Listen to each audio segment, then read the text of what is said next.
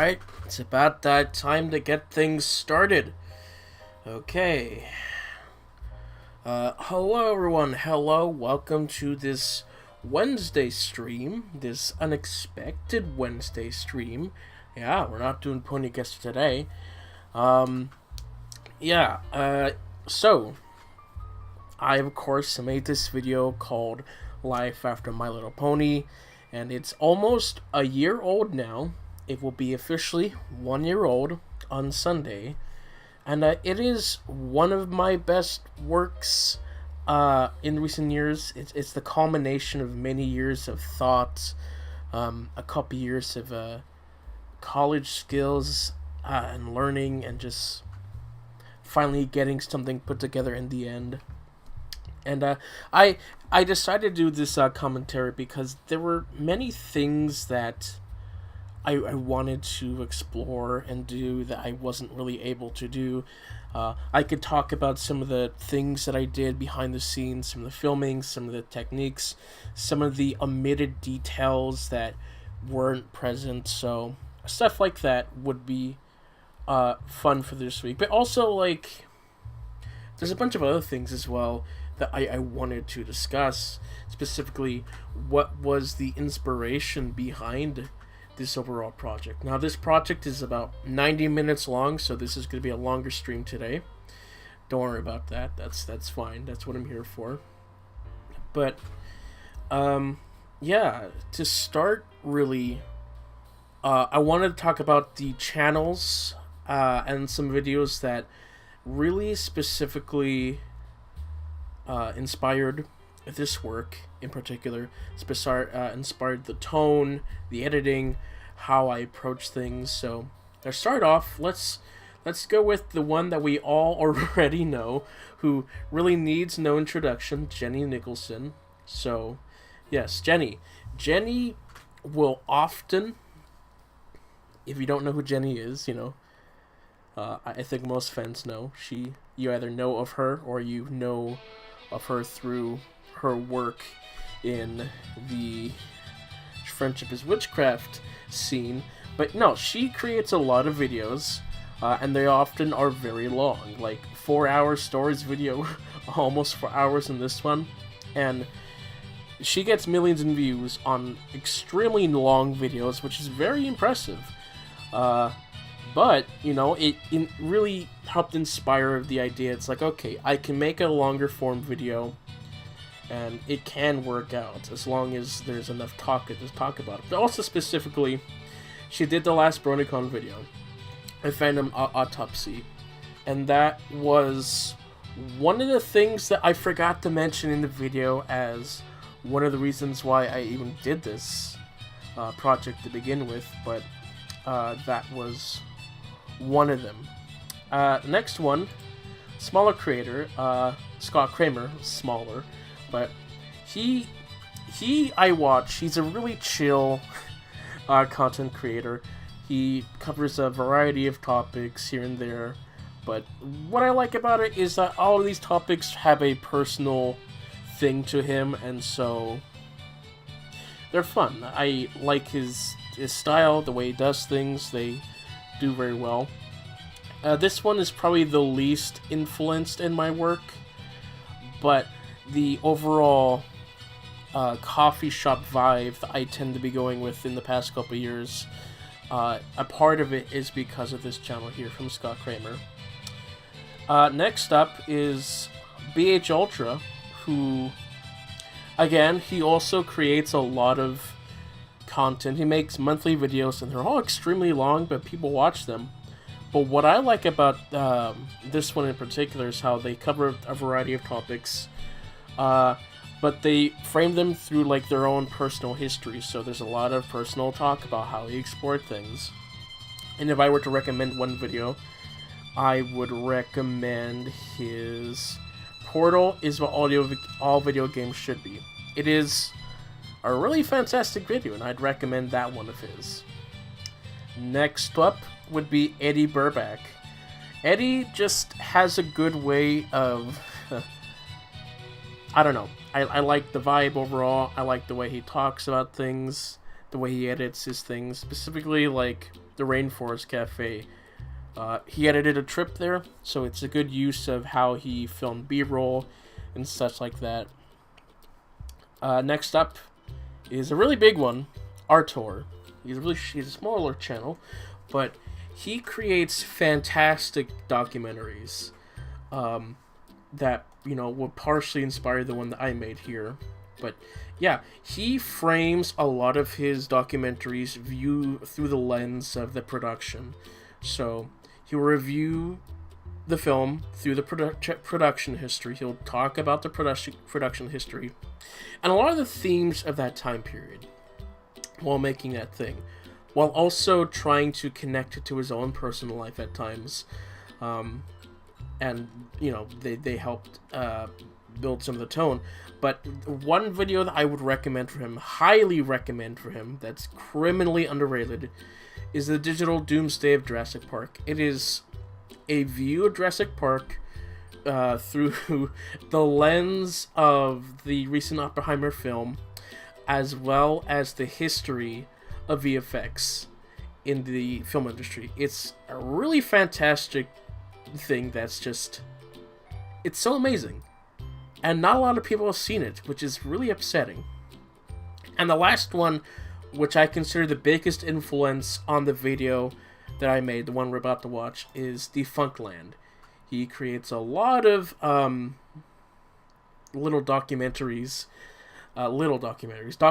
about theme parks and some television shows that are a bit more obscure through the times. The one that's really specifically influenced the tone that we saw throughout the project is the Disney Channel theme, A History Mystery. Yeah, that one has a huge noir vibe and a big emotional vibe of him going through the history of the Disney Channel theme, as well as him discovering who the person who made the theme was. And so this is the video the most that really influenced the one I made. So if you had watched any of those channels before, I'd say watch those channels, just watch some of their videos, and then go back and watch the documentary I made, and you will definitely see the influence overall on those tones. So we're gonna get started pretty soon here. Let's turn off the music, because we're not gonna need music when we start. And let's get going now.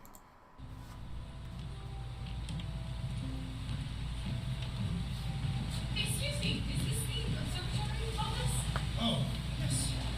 Hello, this be my team. What? Miss Levitt? You're Miss Levitt? I am. Henriette Levitt. I'm thrilled. You make this quick. It's not that complicated. May I just say how pleased I am to meet you, Dr. Pickering?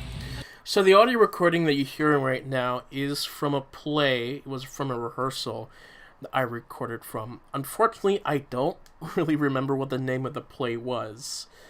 But I recorded that as the introductory audio because I felt that I needed something to add to the scene. It really wasn't until I finished filming and created this intro did I fully understand the perspective or tone that I wanted to make for this video.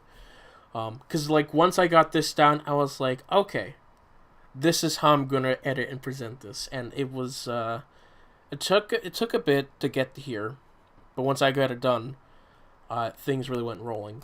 I'm so honored. No. I'm not. I'm. You're not Dr. Pickering? You are Dr. Pickering. Feel free to ask questions anytime. Once upon a time, in the magical land of Equestria, there were two regal sisters who ruled together and created harmony for all the land. To do this, the eldest used her unicorn powers to raise the sun at dawn. The younger brought out the moon. When the show ended, it was a couple years before I actually watched another episode. I guess that kind of thing happens in life. You finish one thing and you move on to the next. Kind of like laundry.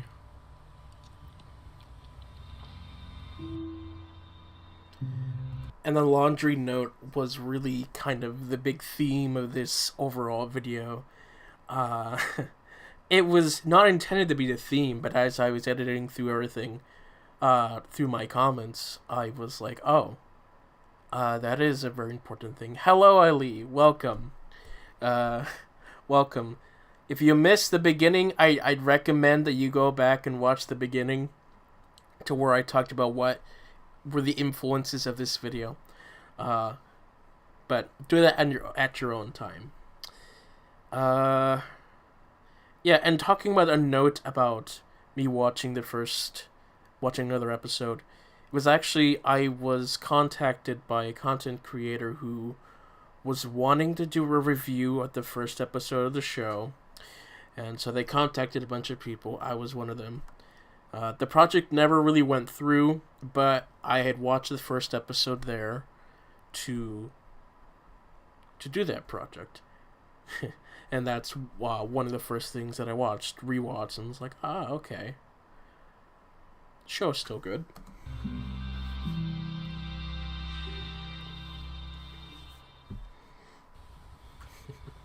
Hi, my name is John, and I'm a brony.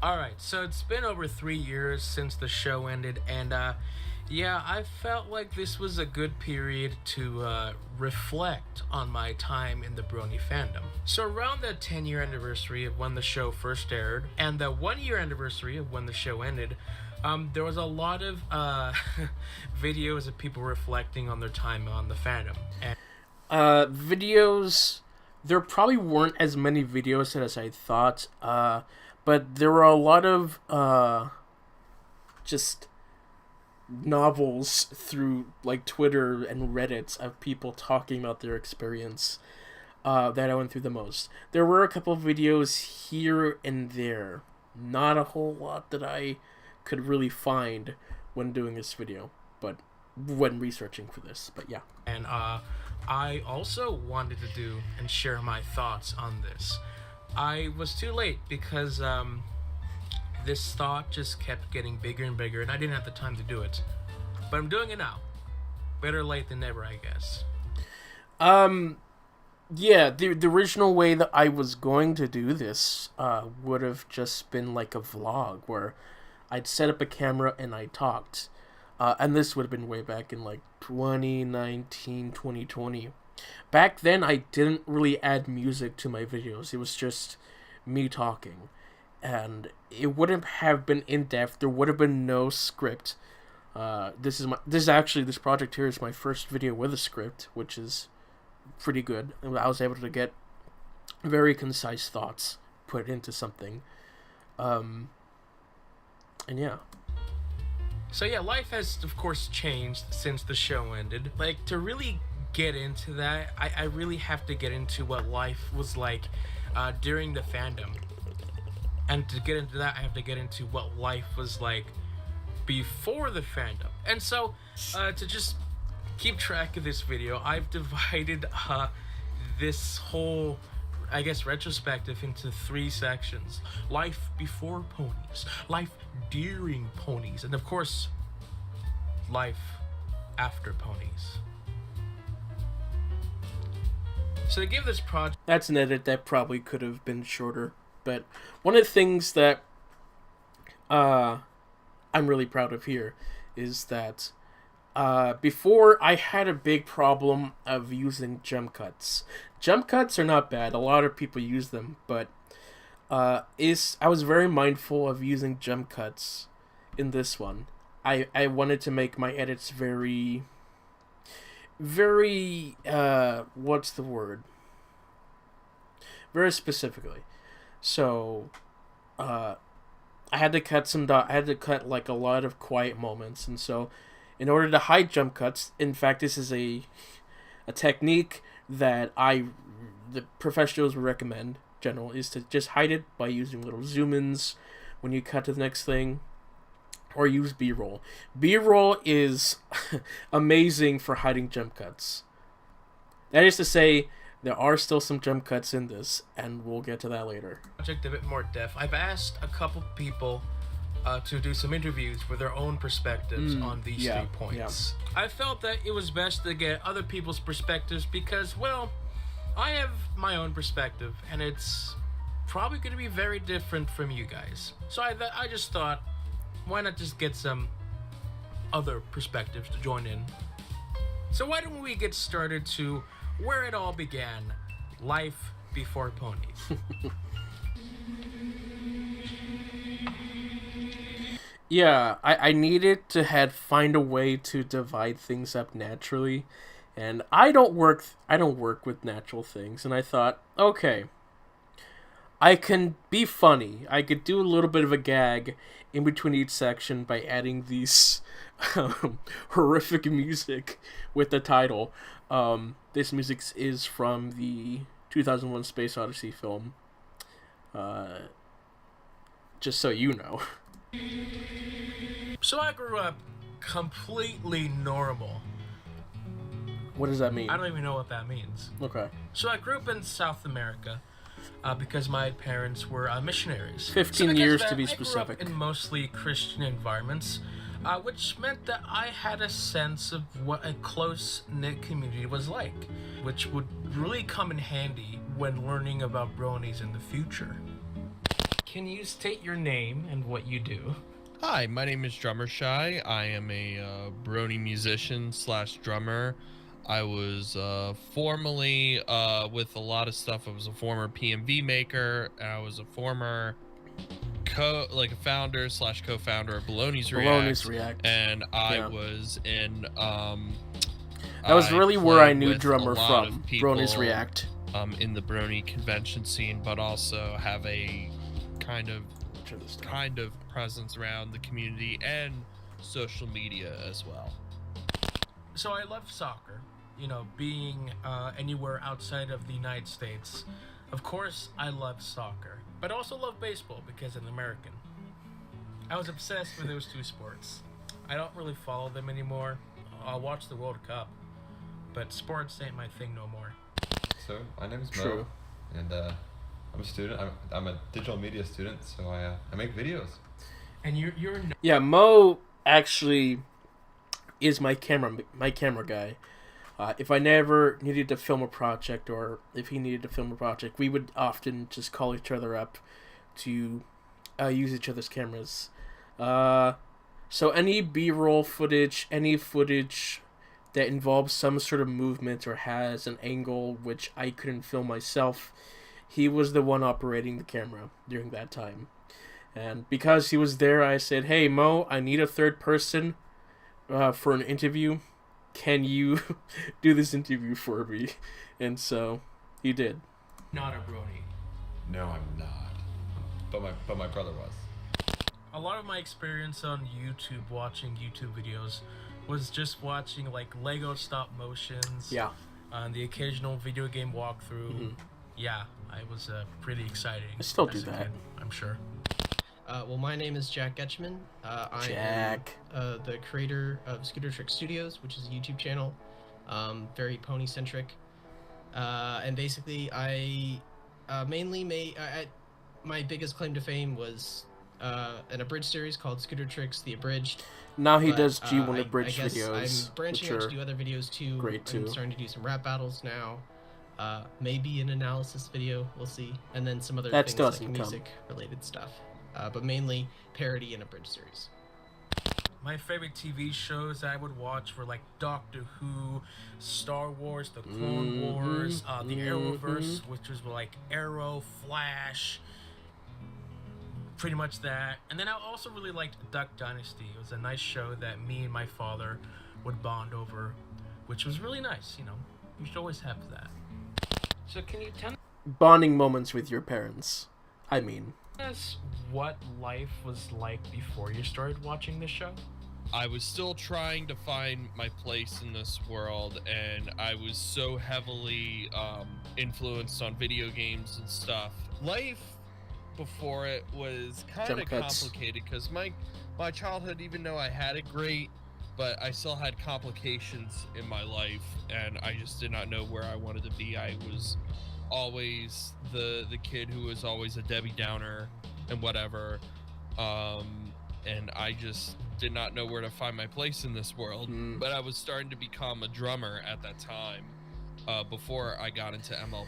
Yeah, a note about the interviews. I really should have utilized more B-roll like I did here.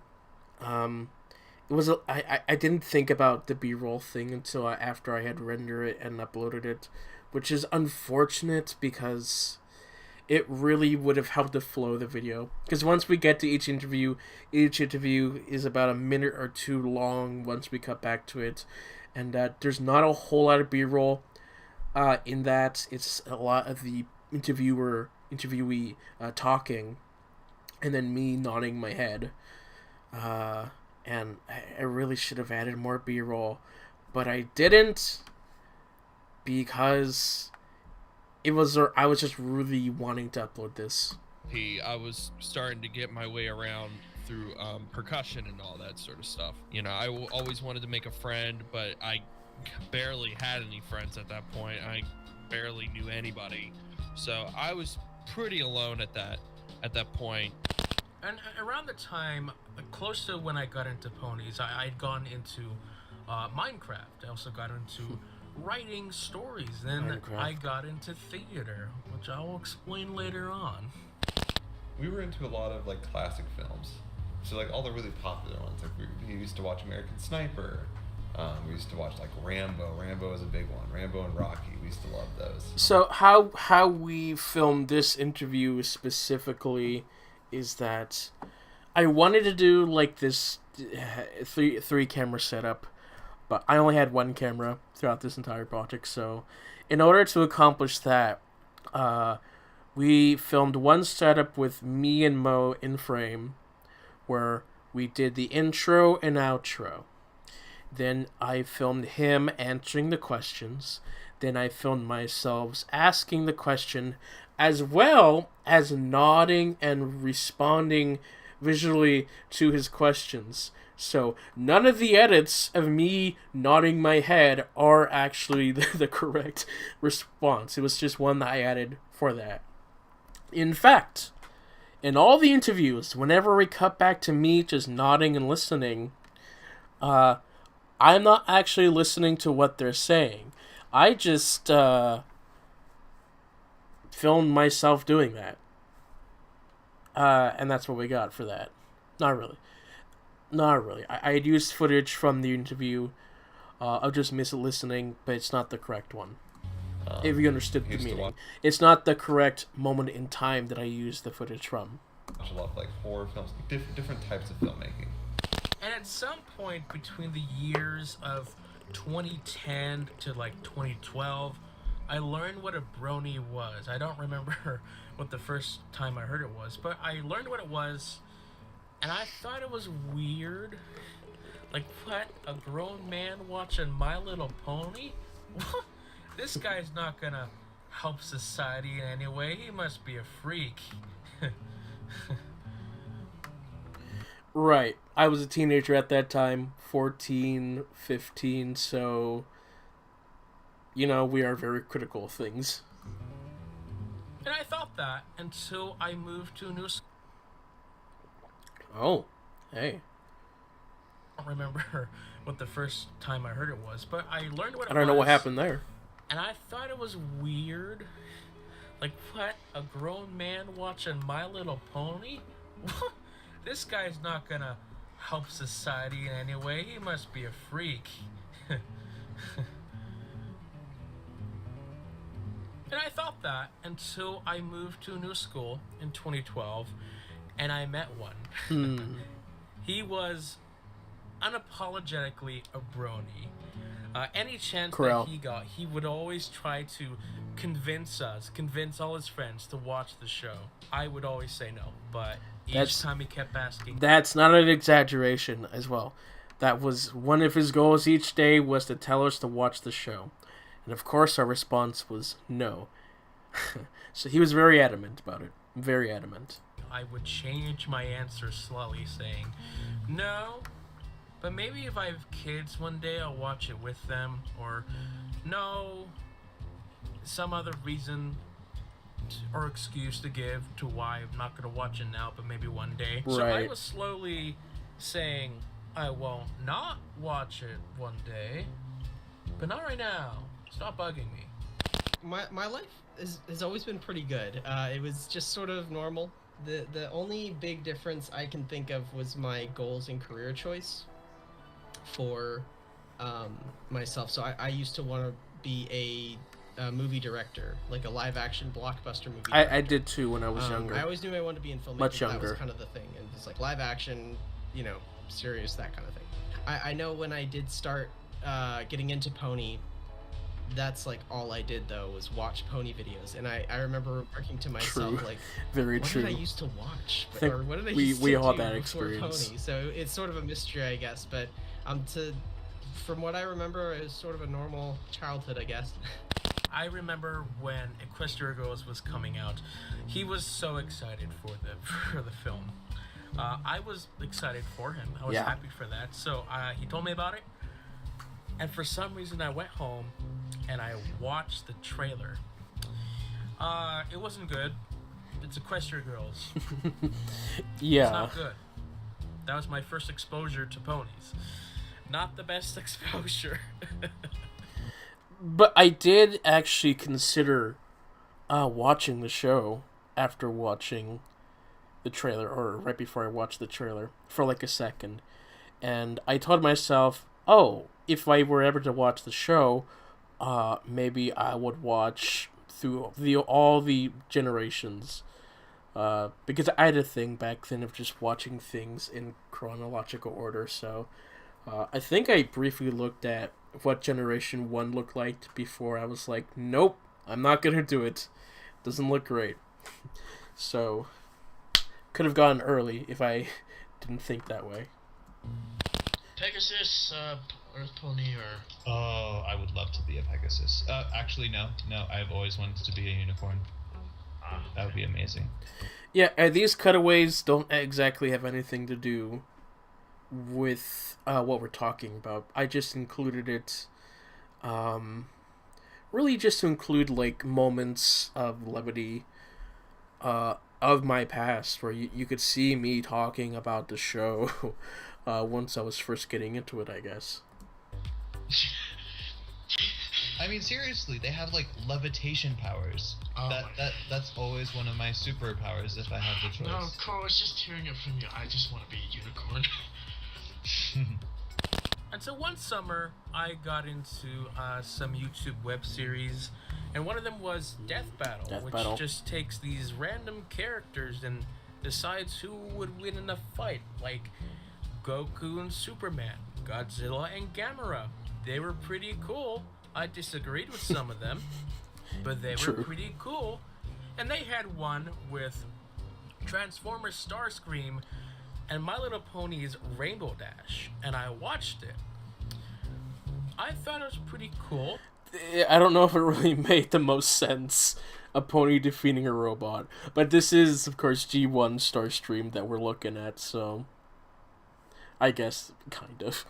It didn't quite convince me to watch the show, but I thought it was cool to have this rainbow pony character who can explode rainbows and defeat a robot. Yeah. I guess.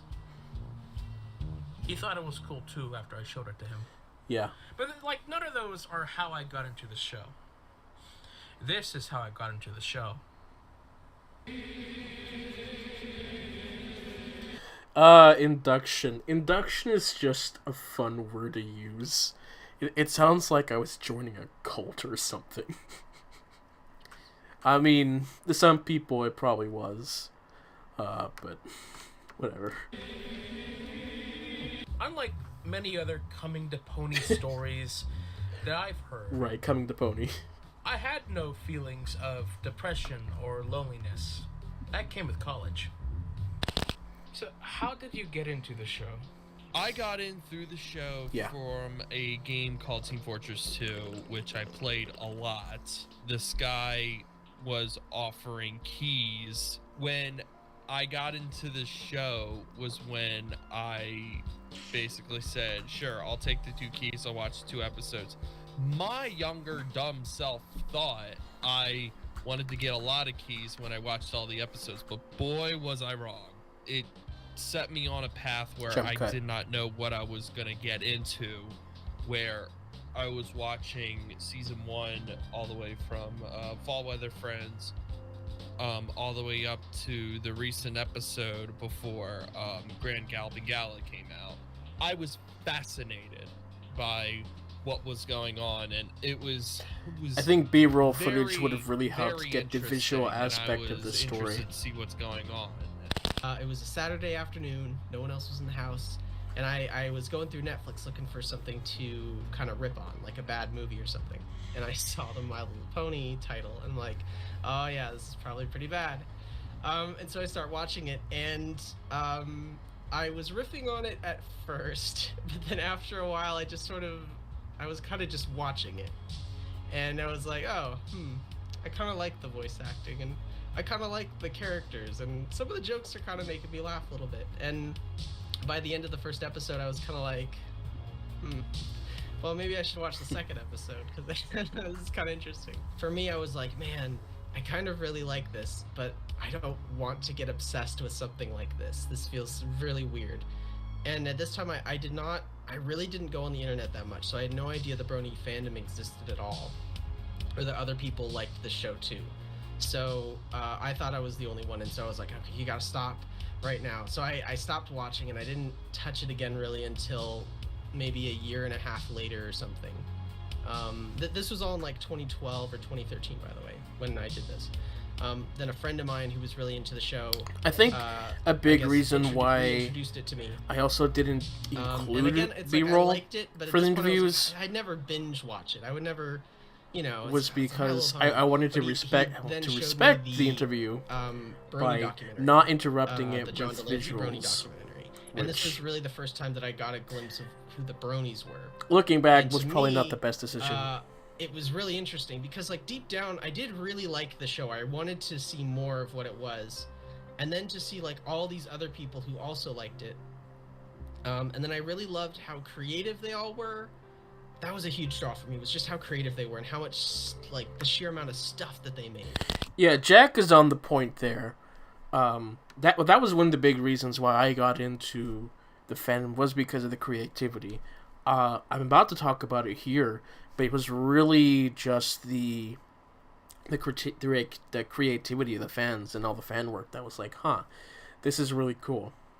And now that I'm pausing this frame here, this was a tool that I decided to use as a way to just transition in between topics, because I couldn't come up with a natural way. Because when you watch an interview or a documentary professionally, they would do a thing where they would have the interview person's audio speak while showing you some sort of establishing shot, and then they would cut to the person who's speaking. That would have just been not fun, so I just thought, hey, why not use this thing, which was created by Drummershy, as a meme, and just utilize it. It's got my face on it and everything, so, yeah. But on the 4th of November, 2014, I was watching through Llamas with Hats when I stumbled upon an episode of Rainbow Dash Presents.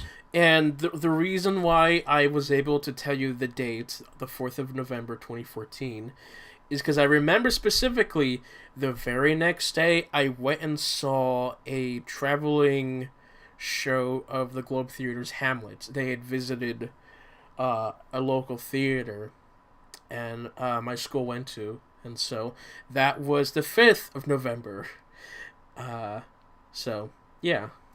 So what caught my eye was that I could tell that it was ponies. I could see that was from My Little Pony. But I saw that the art style was different. Mm-hmm. So I checked it out to see if it was a parody of the show, and I fell in love with it. So then I binged the rest of Rainbow Dash Presents, and then I wasn't really aware reaction videos to Rainbow Dash Presents. Fully aware about what fan content was at the time. I knew about video game walkthroughs, but I didn't really consider them fan content. I thought them more of just a person playing a game. This was like the first, like, oh, someone made something specifically for something, related to something. Oh, that's pretty cool. And that's where I discovered about the Mentally Advanced series, Friendships of Witchcraft, a bunch of other fan works. And then I watched those. Then I watched reaction videos to those. And I watched as many as I could. I watched as many fan content as I could. I watched as many reaction videos as I could. And these reaction videos helped me build an understanding about the fandom and the characters of the show and what it means to be a brony. That was really my exposure to bronies outside of my friend. Yeah, reaction videos at this time, there weren't really a whole lot of reaction videos at this time. I follow very heavily the reaction community generally, and so at that time, what people reacted to the most were just film trailers. And if you were very niche, maybe episodes of television. That was very niche, though. And I talked about this later in this documentary, that bronies were really the only ones who were doing full-on reactions to episodes and fan content. That was really cool.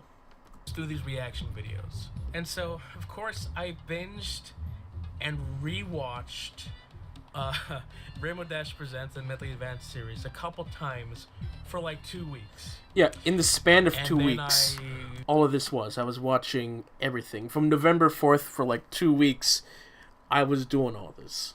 I started watching the show, officially. And on the 1st of April, 2015, when I had caught up with the show, I proclaimed myself to be a brony. That was also when I, told my parents that I was watching My Little Pony. I was like, oh, they're okay with it? Oh, okay. Then I guess I'm okay with being a brony too. So that's when I made the announcement video about that. And then I started watching the show. The show! So now that I was watching the show, as it aired, my life during ponies begins. And so season 5 was the first season that I started watching weekly.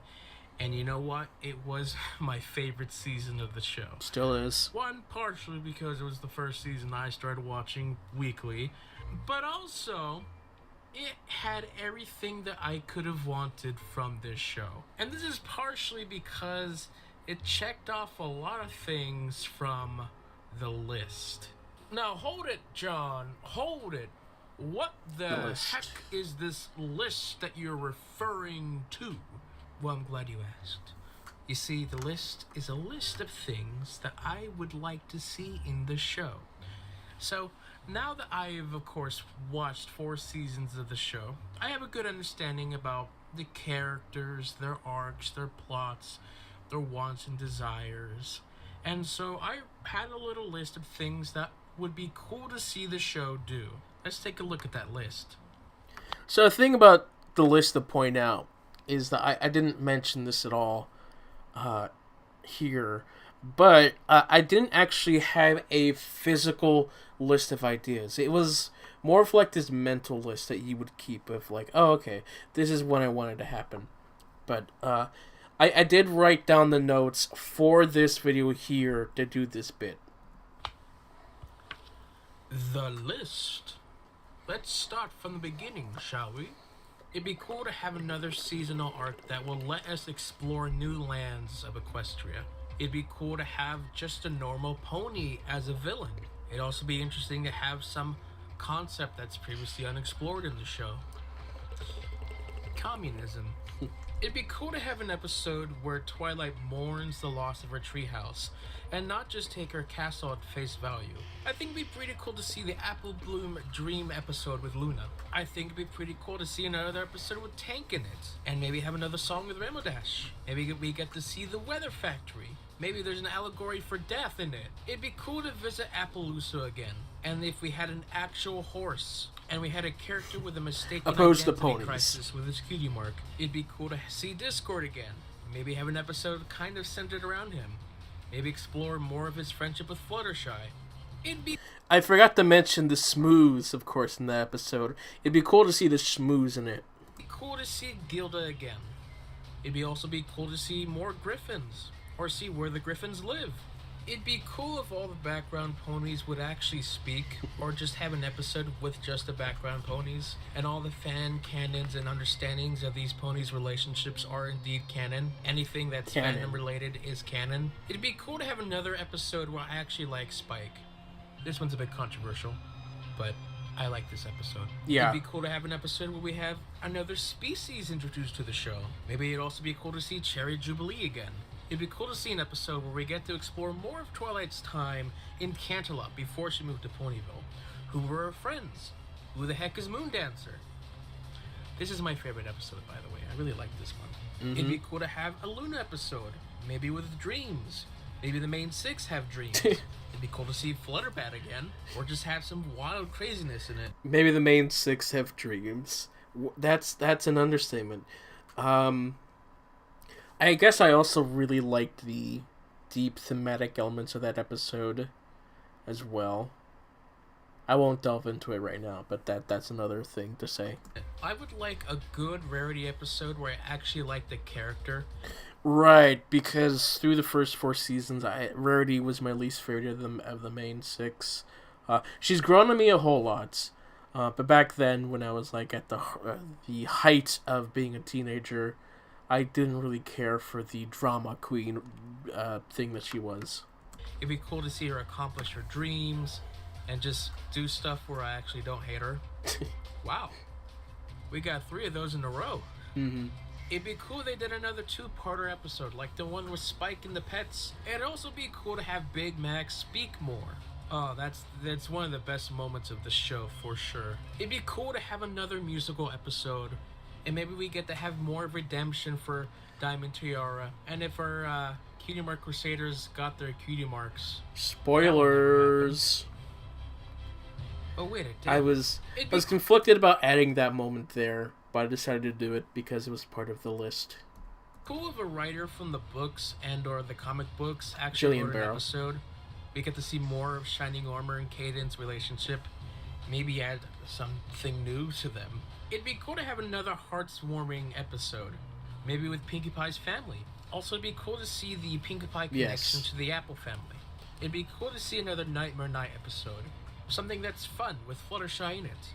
It'd be cool to have an episode with a special guest who sings a really cool... Right, because the last special guest was Weird Al Yankovic. I thought, oh, it'd be cool to have another episode with someone like Weird Al. Cool song. It'd be really cool if the villain for the finale was the same villain from the opening. It'd also be really cool if we got to see more usage of time travel. It'd be really cool if we got to see multiple villains come back. It'd be really cool if we had some sort of Fallout Equestria reference. This last one's also a bit of a stretch. Very hopeful. Like, I'm gonna count it, because, you know, Wasteland, what a wild finale. So you get the idea. I may not have loved every single one of these episodes, but almost every single one of these episodes did something that I really wanted to see in the show. And because of that, I really love this season. Like, no other season has topped this. Yeah, Season 5 will forever stand in my heart as the best one, because it has everything that I want in the season. Yeah, yeah, enough said. I think the first few seasons are also great contenders. But it's really the list that does it. When a show does everything that you really wanted to do, that's when it becomes peak for you. And that's really where My Little Pony was peak for me. When it was like, every episode was like, oh, wait, they're doing everything that I wanted them to do? Wow, that's amazing. And then the rest of the show happens, and it's like, oh, now we're no longer on the same wavelength. And so now that I was watching Ponies weekly, I had a full week of things this is a really that good I episode. would just watch. Ali. On Sundays, I would watch Doctor Who. On Mondays, I would watch Agents of S.H.I.E.L.D. On Tuesdays, there was The Flash. To note about, like, my weekly watch sessions, it was like, I would watch an episode of TV show with a family member. So like me and my mom, we watch things a lot. Me and my dad, we watch Duck Dynasty. And so that was like every day we had something to watch together. And so I was kind of the ones in charge of like, oh, what are we going to watch this day? On Wednesdays, there was Legends of Tomorrow. Thursdays was for Arrow. Fridays were for whatever's left to watch. Most of the time, it was just YouTube videos. And Saturdays were dedicated to ponies. Except I was the only one watching ponies, so... Actually, when I was first getting into the show, Fridays were when I watched the show. That was when my parents would go out and have a game night with other parents, and so I would sneakily watch the show while they were gone. Until, you know, I finally was, like, open about watching the show. Man, like, the show made me an even bigger nerd True. than I was. Like, True. I could, at one point, be able to identify episode numbers, the episode names, what season those episodes were in, who the heck wrote those episodes. I would go on Equestria Pony Daily, Guesser is really helping daily bringing just back to check that skill on the news. Actually, of still knowing check episode Equestria names. Daily to check Still on the struggle news. with it, but... There's not much You news, know. but I still check it, just in case.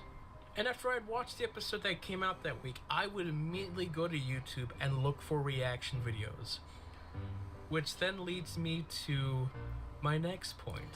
I would also just weekly discuss with my friends about the episodes. Like, hey, this episode came out, this is really cool, and we talk about it.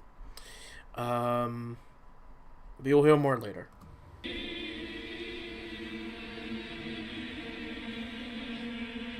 Remember earlier where I talked about how, as a Christian, I was mainly raised in close-knit communities? Well, this is where it applies. The Brony fandom in itself is a community. Within that community, there are more close-knit communities inside them. Think of it as... So, I don't actually know any of these people. This is a photo that I photobombed. Essentially, like, these are all bronies that lived in the same area that I used to live in. And so they announced, like, hey, we're doing a group photo here. I'm like, oh, I used to live there. I guess I'll join this photo. And nobody asked. And so there I am. This guy with all these people. Cliques from high school, you know? You have the tables, like, we got the musicians, we got the analysis bronies, the fanfic writers, the Fallout Equestria fanfic writers, the artists, the cat... And the art here... writers, the Fallout Equestria fanfic writers, the...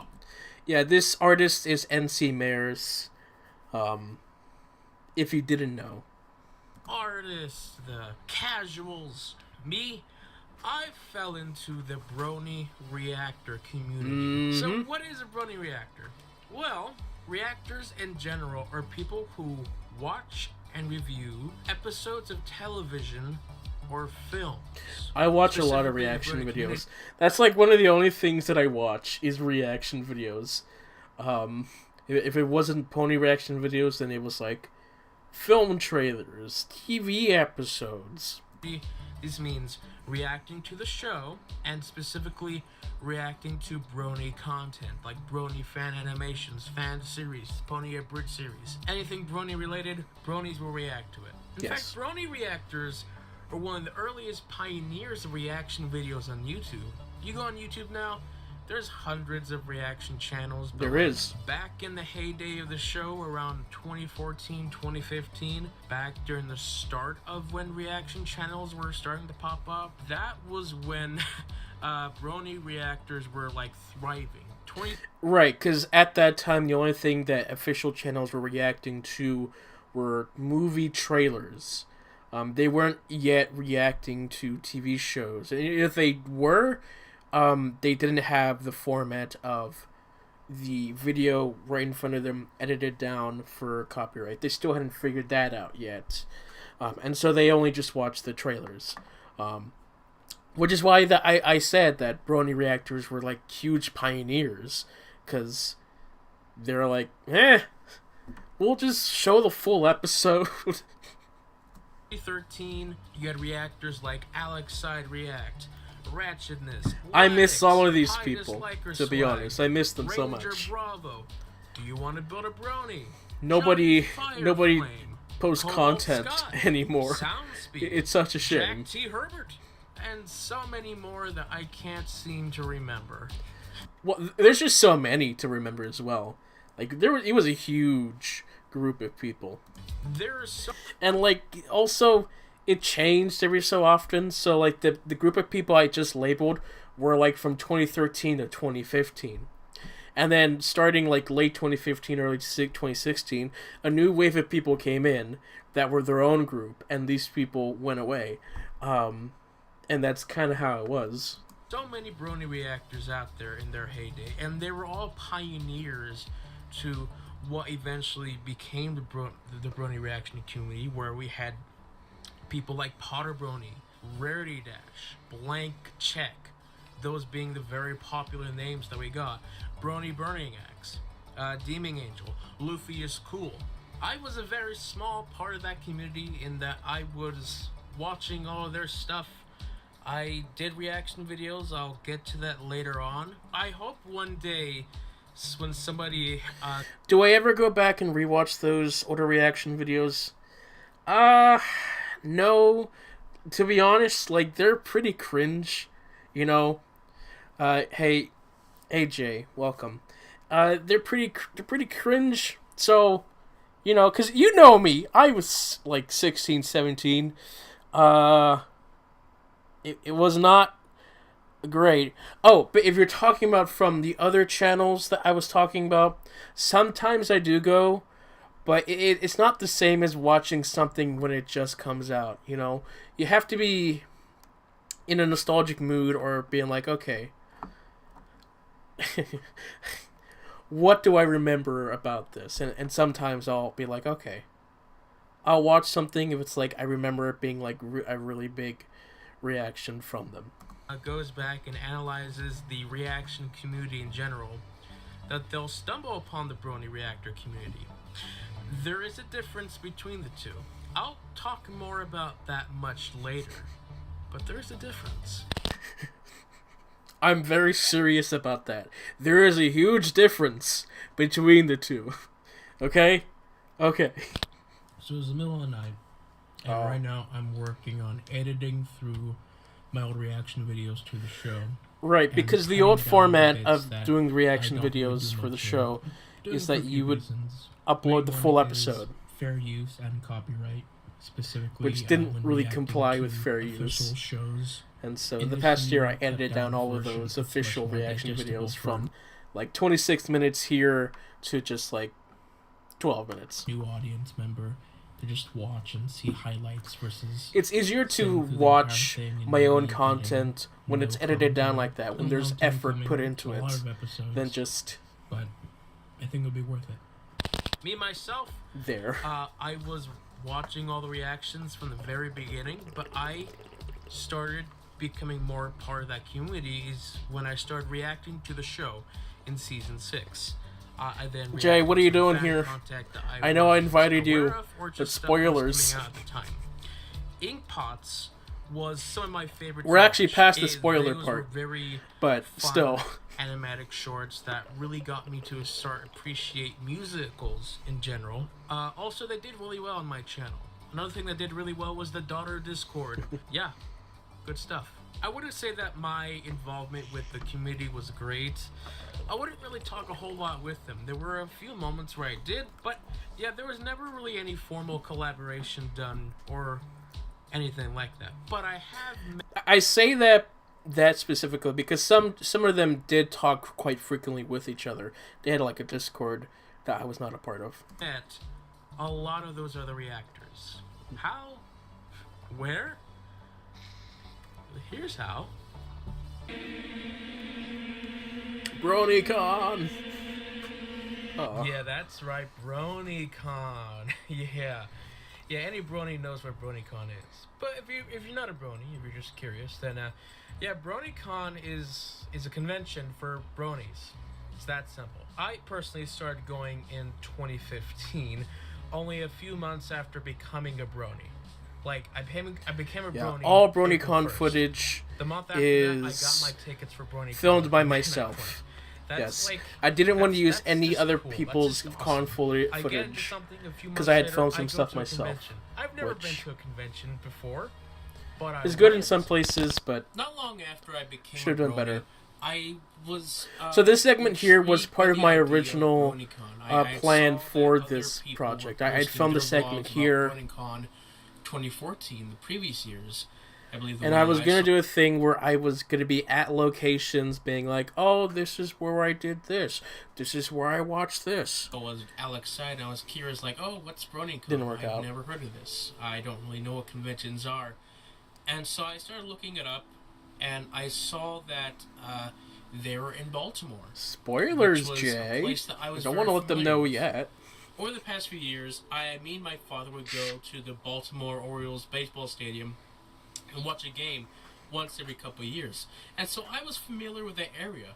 And so when I found out that the BronyCon was being held at the convention center that was right across the street from the baseball stadium, it was like, whoa, I've been That was an there exciting without even one. knowing All right, I've bye, been Ailey. Thanks for stopping 15 in. See you. at See the you on time was Saturday. the highest attendance before the final one, and it's also my personal favorite. It was the most exciting time to be there, partially because it was my first time. I also do feel like I'll touch more on this later, but it was really like the peak of being a brony. Some say that's 2012, 2013, but like 2015. The energy was still there. And so at BronyCons, you know, I had a lot of fun there. Yeah, when I talk about the feeling of being a brony at the conventions, while people are waiting in line, like they're active, they're talking to each other, they're chanting, they're singing, and later years you start to notice less and less of that. That's why I showed the footage of M.I. Larson there, because he noticed that and he would talk about it each year. Bunch of the panels, got to meet a bunch of people. I've done a whole vlog series about my time there. But yeah, no, I loved going to BronyCon. I had gone from BronyCon from 2015 to 2019. Went for 5 years straight, which was interesting, but cool. There, at my very first BronyCon, I met the Brony Reactor Potter Brony, and there was an interesting story behind that, in that I was waiting in line to get an autograph from John Delancey, the voice of Discord, and Potter Brony was right there as well. I saw him in line, I looked at him, was like, hey, he kind of looks familiar. And so I asked him, I was like, hey, you look familiar. Do I know you from somewhere? And he's like, oh, I run a YouTube channel. I'm like, oh, really? What is it? He's like, it's Potter Brony. I'm like, oh, cool. I like your stuff. So then I got a picture with him. It's really cool because that's one of the earliest instances where I interacted with like someone in my own community.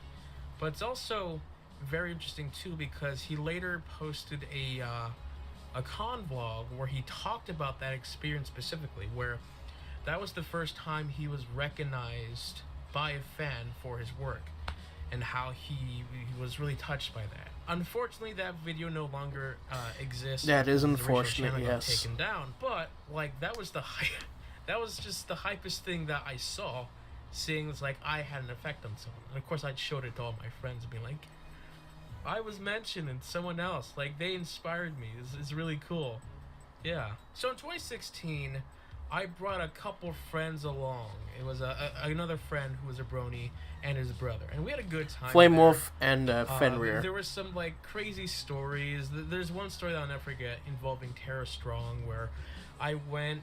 It was getting autographs, of course, and then my friend walks into the autograph section, casually walking side by side with Tara Strong. He doesn't even realize it's her, and I go up to him. It's like, dude, do you know who the heck that was? And he's like, no. And I'm like, dude, that was Tara Strong. And he's like, oh, I should have said hi. Oh, we're never gonna let him down for that, you know. It's an embarrassing story. Funny, but embarrassing. I'm also surprised that security didn't like. Yeah, we always make fun of from him this person. a little bit every Yeah, time they're, because like, of that. private property for some reason. You know, I wish that we had the Fallout Equestria technology of the memory orb, so that we can like rewatch that whole experience over and over again. It's because I just read Fallout Equestria that I made that joke there. Because I said I should have at least say hi. And so BronyCon was really the main place where I got my pony swag. You know, pretty much anything that you see behind me, I got at BronyCon. Yeah, it was like that time of year. It's like, okay, if I want to buy some shirts, some pony shirts, get them at BronyCon. If I want to get some hats, get it at BronyCon. Get a poster, maybe get some plushies for like a cheaper price, get them at BronyCon. Yeah. BronyCon was the place to go to get my pony swag, and that's where I got it. Outside of like the little Funko minis, where I would go to Walmart to get those, everything else I didn't want to get any pony was swag because I was like, BronyCon. I'm just in it for the show. I don't need any cool swag to say that I'm part of the fandom. But then, you know, of course, I started seeing these really well-made, I guess, figures and plushies and posters and such. I was like, you know what? That's actually really well done. I guess I'll get that. And I did. Here was my first ever plushie. You know, I got it online. It was a really good deal. It looked exactly like the character. Yeah, because when you go to BronyCon, plushies, handmade plushies are like a couple $100, some like $1,000.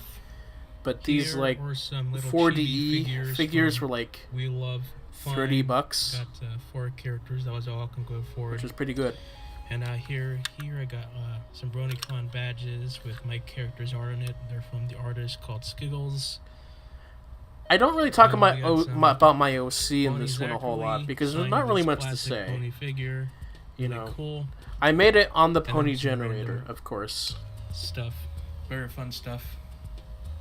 And here are the Fallout Equestria books that I got. Got the Pink Eyes and then the 4th edition of this printing.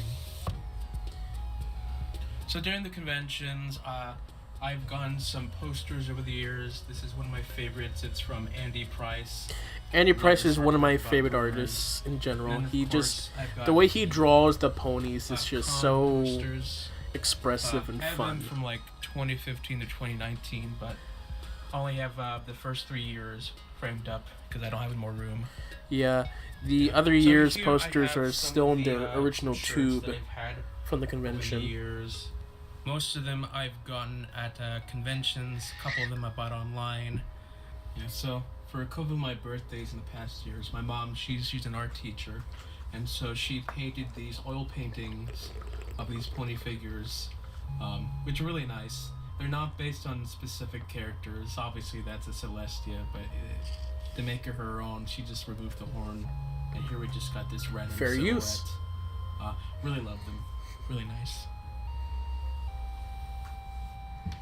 There's my cat sneaking up in the background. So this is a 1,000-piece puzzle that I got at the last BronyCon. I got another one as well that I can't seem to find right now. I did find that other puzzle after this, puzzles are hard, by the way. But it's a really beautiful piece of art. Puzzles just take a really long time to do as well. To a convention is, of course, meeting the writers and creators of the show, and even the cast, you know. Yeah, I was able to spending hours in line. I spent 3 hours in line to meet Tara Strong. Actors, Lauren Faust at the final BronyCon. Such an honor just to meet these people. Who you meet a lot of people in those lines as well. It can be fun. On my life. I'll get but to that later. It's a killer it's on your also legs just standing there for hours. Like the people of Bronies React. They're not part of the Brony Reactor community. They're of their own subsection. But Bronies React. Like AC Respest, Saber Spark, Gabriel Brown, other people. It was really cool to see all these people that I watched that influenced me to come into the fandom and like meet them. It was really fun. I got to meet a bunch of like the Brony Reactors in general, like Alex Side before he retired. Yeah, meeting the Brony Reactors was so much fun. Which was really cool. Like Johnny, I got to hang out with him. Sure about. I met them in person and was like, these are really all day. Cool people. Him so and Night Rainbow, of course. And then I got to meet some people like Trish Forstner, who wrote a comic book. She's involved in like this comic book called Stray Dogs. Yeah, Trish Forstner, along with Tony Fleece. She designed this character here from the Children of the Night she also did like some artwork animation for some, fandom projects like Children called of the Night. Gary. A really good artist. I think you should check her out. And of course, you know, as you go and recognize people, it's always the dream and hope to be recognized by others. Lego JPL? Yes. Hey! Being in a red card video was just so... It's great to see you. It's like a highlight moment, of course. It's great to see you too. Okay, Jake. Yeah, so... Although I was blurry for most of it. Hello? Yeah, Lego JPL Studios in the flesh. It happened in 2017. For... Not because people were fans of my work. Right. Maybe they were. But for another reason. It was that year that I reacted to a series of videos called Baloney's React. Right, and Red Card was part of that reaction series. From that series saw my reaction videos. And let's just say that we had a bit of that was the most I was engaged with a group of people. And so it was the really fandom. cool when in 2017 We talked a lot. I got to meet a bunch of those people, and they of course recognized me instantly. One of the highlight moments of my time at BronyCon is getting recognized by Red Card, who was a con vlogger, and just it's really cool to have that happen. And yeah, highlight moment. So let's talk about my life. This is one of my favorite edits. Just the best transition ever. So I'm pretty sure you can tell that it's probably safe to assume that I was obsessed with pony content. There's definitely nothing around me that would suggest that. Nothing at all. And so what life was like for me in general during the time of ponies is that after each week, after each episode, I would go and just talk about the episode with my friend. We would chat about it, talk about what we liked, what we hoped to see in the next week. Yeah. It was a great time. It was It was great. great to be friends and just In between classes, during appreciate classes, the we would show. talk about Would the you episodes. say that you were changed because of the fandom or from watching the show in ways of your life? I don't have a I lot would of those say moments both, where I have a because of the friend who fact watched the that same thing not as I only did at the the same show time, helps and we'll me, talk about it each week. Learn the lessons from the show from Most of season my 1 friends all the watch way things up at to very different periods season in life. 3 and so on and so forth. I would say the show has helped me grab some life lessons and social skills that I never thought I was able to learn from them, because it gave me kind of a sensing happiness to know that I have something that I can enjoy and talk with people about. What was your overall involvement like? What did life look like? Life looked like me going in onto my computer and making a PMV. So that was pretty much all my time was making PMVs, but also interacting with people on Skype and joining in on I had a couple discussions Skype and calls stuff and talking with, about ponies with and some having reactors fun. at the time. Skype days were definitely the golden days of talking with people before Discords and before servers. And then by then, the days where I started to express my drumming and my talent, because I kept that inside of me throughout the entire time. It was really I exciting when never even Drummer showed got to be at but I BronyCon never for the first time. imagined, my drumming songs would make it out to the public, even catching the attention of some of the show staff, which was something that I thought never happened. Whenever I did homework or whenever I worked on group projects or just any projects in general, I would always try. I love to find a sneaking way to ponies sneak wherever pony I can. in some way. Sometimes it'd be like very obvious that I'm about ponies. Another way, I'm just very subtle and just have. It's really awkward in class when it's very obvious. Dove into it. Like It's that like all of his the reactions right of my down to it, that's all he wanted to the do. other classmates' face is just In like fact, he used to edit for my little. they're pony laughing at YouTuber. you internally, So which that is would take up the majority of his free time. awkward, but basically, I like, can push lived through to that. watch the pony. But It it's became a bit awkward of an afterwards. obsession, for him, which is totally fine. Like it's a cool show. I can get it. But this was at like the height of Dogecoin, when Dogecoin was still popular, and he had a digital wallet. And he heard that there was a My Little Pony toy in the McDonald's Happy Meals. So he went to go buy one and forgot his wallet at home. So what he ended up doing is he bought a Happy Meal for My Little Pony toy using Dogecoin. I didn't know you could do I that. was a proud brony, but I was also subtle about being proud. I wasn't in your face saying, I like My Little Pony. Right, because I Corel was the one who I would was a pony the proud shirt one who would constantly talk that about the was show. just maybe an I outline would of a pony, wear something just but never keywords, talk about but, it. like nothing crazy. I also started reading some fan fiction. You know, there was the popular ones, of course, like Milo fan Dashi, fiction. Cupcakes, Rainbow Factory, and of course Fallout Equestria, which I really enjoyed. They were all fun. I love the show. I just fell in love with it. Even though they There's weren't something great. about it that you can just like, you know, just you have to watch it for yourself. Mine's the fan fiction. He's into the fan fiction and cupcakes. That's part of the fan fiction. Uh-huh. And of course the show and the fan works would just inspire and influence my creativity. When I eventually really started did. writing Yeah. stories, I would like have some small reference, maybe not explicitly mention ponies, but like a thing connected to ponies I might add into my work. What's also pretty cool is that the fandom and the fan content introduced me to just other properties like Dan versus Portal, Fallout. Yeah, that's really where I learned a lot about pop culture history, or just like I mostly learned about video game stuff from the fandom because they often did like animations and ASFM work with They're it. mostly video game related, but some of them are other TV shows like Gravity Falls. Just other stuff that I didn't know, but other people did, and so I learned from other people what that stuff was. You know, it was pretty educational to learn about pop culture history, because we were pop culture history at the time. I was very obsessed. I went, like, after I was like, okay, I'm a brony, I went for it hard. Basically, every day after school, I would watch one episode, because I wanted to sort of savor it, and this was like season 4 was coming out at the time, I believe. So I had a lot to catch up on, but I was doing one episode a day, so that lasted me however long that is. But then every day when I come home from school, I would watch a lot of the top 10 videos, and because to me it was just a variety of different stuff, and I could see like what people knew. I was sort of picking up on all the inside jokes and the memes and that kind of thing. It was just a lot of pony watching. And then I guess a little later it went into actually making something, but yeah. So how was your interactions with the fandom?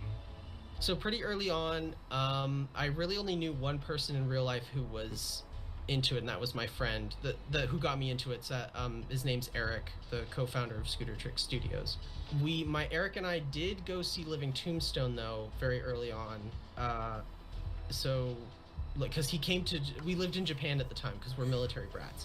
And so he was there to meet Japanese I never got to meet bronies, and Tombstone. He did show up at BronyCon let's ride the train and go a couple to the Brony times, and meetup, I saw him you on know? a stage. So we went to But a never in karaoke person. room with Living Tombstone and hung out with him for a bit. So that was kind of the biggest thing to that point that I was into.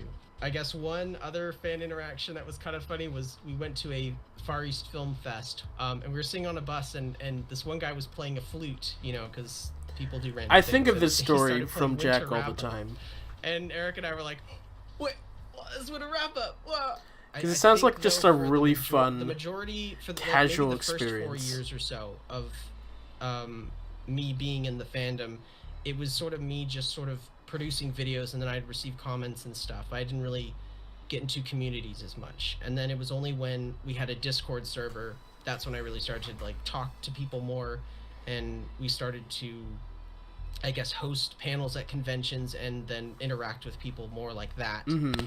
In my personality, in my mood, that's where I got to meet Jack. I noticed that I became much more friendly. I guess I am an introvert, and so I'm shy, like Fluttershy. But like I was more, Which is why she's my favorite, of course. I started to act because I connect more with her. like a nice, friendly person, and this is partially due to just becoming more confident in that I started. Also, theater, growing I up began and to appreciate being a more young styles of adult. music. Like I enjoyed the music It's of the not show. specifically I listened related to some Brony ponies, music, which helped me but appreciate more of it helped. different genres. I still don't really love them, but I could appreciate them more. And it was really the whole idea of love and tolerance from the fandom that just I really gravitated towards and just tried to give out to other people. Because getting into the fandom, the thing that I liked the most, that I really attracted to, was that it did really feel like, on a baseline, the Brony fandom and just how nice they were, the love and tolerance, and just how charitable they were,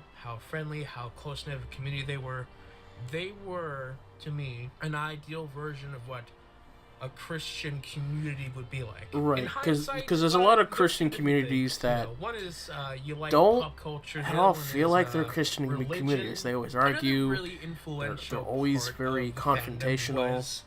The Brony barely act like Christians. The infamous Brony documentary. I like, really enjoyed it. I connected Bronies to it the most. at the time people felt like they did in more. That documentary were the ones that were within my range, within my family's range. I connected to those stories, and it really made me proud to be a Brony.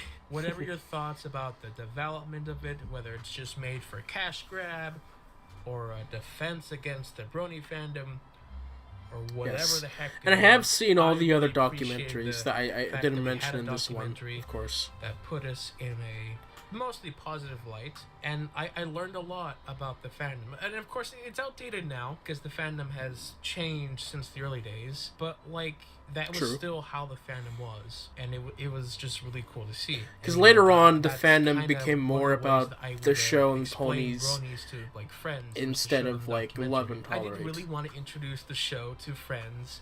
I introduced it to my sister. She doesn't really watch it, but yeah, me and my sister, we watched a couple seasons. I introduced it to a friend, and that was about it. We did a deal where I watched one thing, they watched what I chose, which is ponies. Nothing really came out of it. I just still really want to introduce the show to someone. It'd be really interesting to see. And I will get an opportunity soon. The show is over another.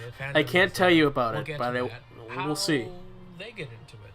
Well, you know, it's great. We have a community. We have BronyCon, life is going great, but nothing lasts forever. Yeah, here we go. So everyone has a different opinion about when the decline of the fandom really began. Some would say it started in season 3, others would say in Equestria Girls. For me, it was around the time of season 6. Wink, wink. The way I determined this was the direction of the show, convention attendance, any Stop it, Jay. That was happening. You're giving it away. Content being done, copyright, the YouTube apocalypse, many classic bronies leaving the fandom. Whatever it was, it kind of, for me, started around the time of season 6. I will say, there is a potential bias in this. So after season 5 ended, the friend who introduced me to the show, the main guy who was trying to get me into ponies, passed away. And so from the time of season 6 and onwards, I was still dealing with this grief and passing. And I would definitely say that kind of affected the way I watched the show, at that point I no longer had the weekly discussions about like, oh, here's what this episode was like. It was just I had to put it all in those reaction videos. Yeah, I still it just was not the same as actual human interaction. Happened. Season 6 was really the first time I stopped really enjoying the direction of the show. A lot of the writers that were part of the show from early on left in season 5. And season 6 introduced a bunch of new writers who were not as familiar with the characters, and were not, of course, required to watch every single episode to know the characters. And of course, this was also around the time where many of that was a bit of information that was found through the leaks.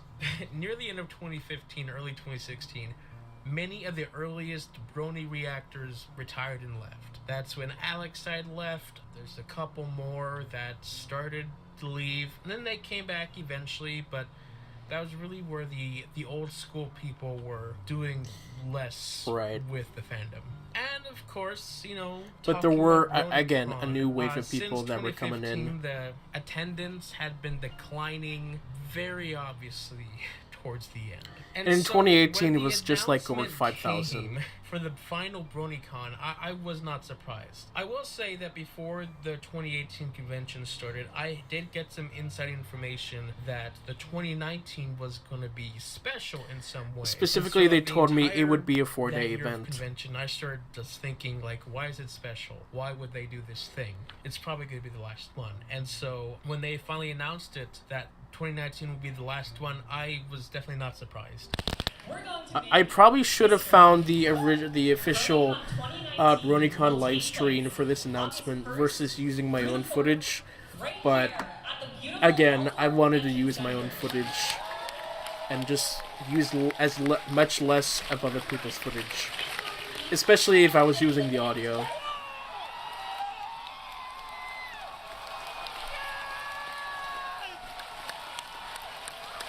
Because the shaky camera does not help at all.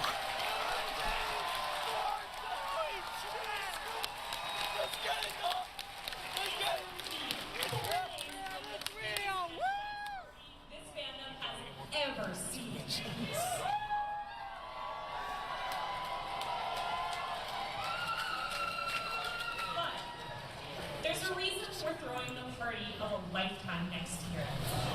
As the curtains close, Alright, I'm gonna pull a pro Twitch streamer move and let the video play while I go to the bathroom. and it grew into something bigger than any of us could ever have imagined. And although we could return to our smaller roots, we feel if we did that, we would no longer be BronyCon. So instead, we want to send BronyCon out with the giant celebration it deserves. I was thinking that it was probably going to be happening soon. The numbers were going down, and yeah, it happened. What were your thoughts and feelings to when the show ended and the days preceding that?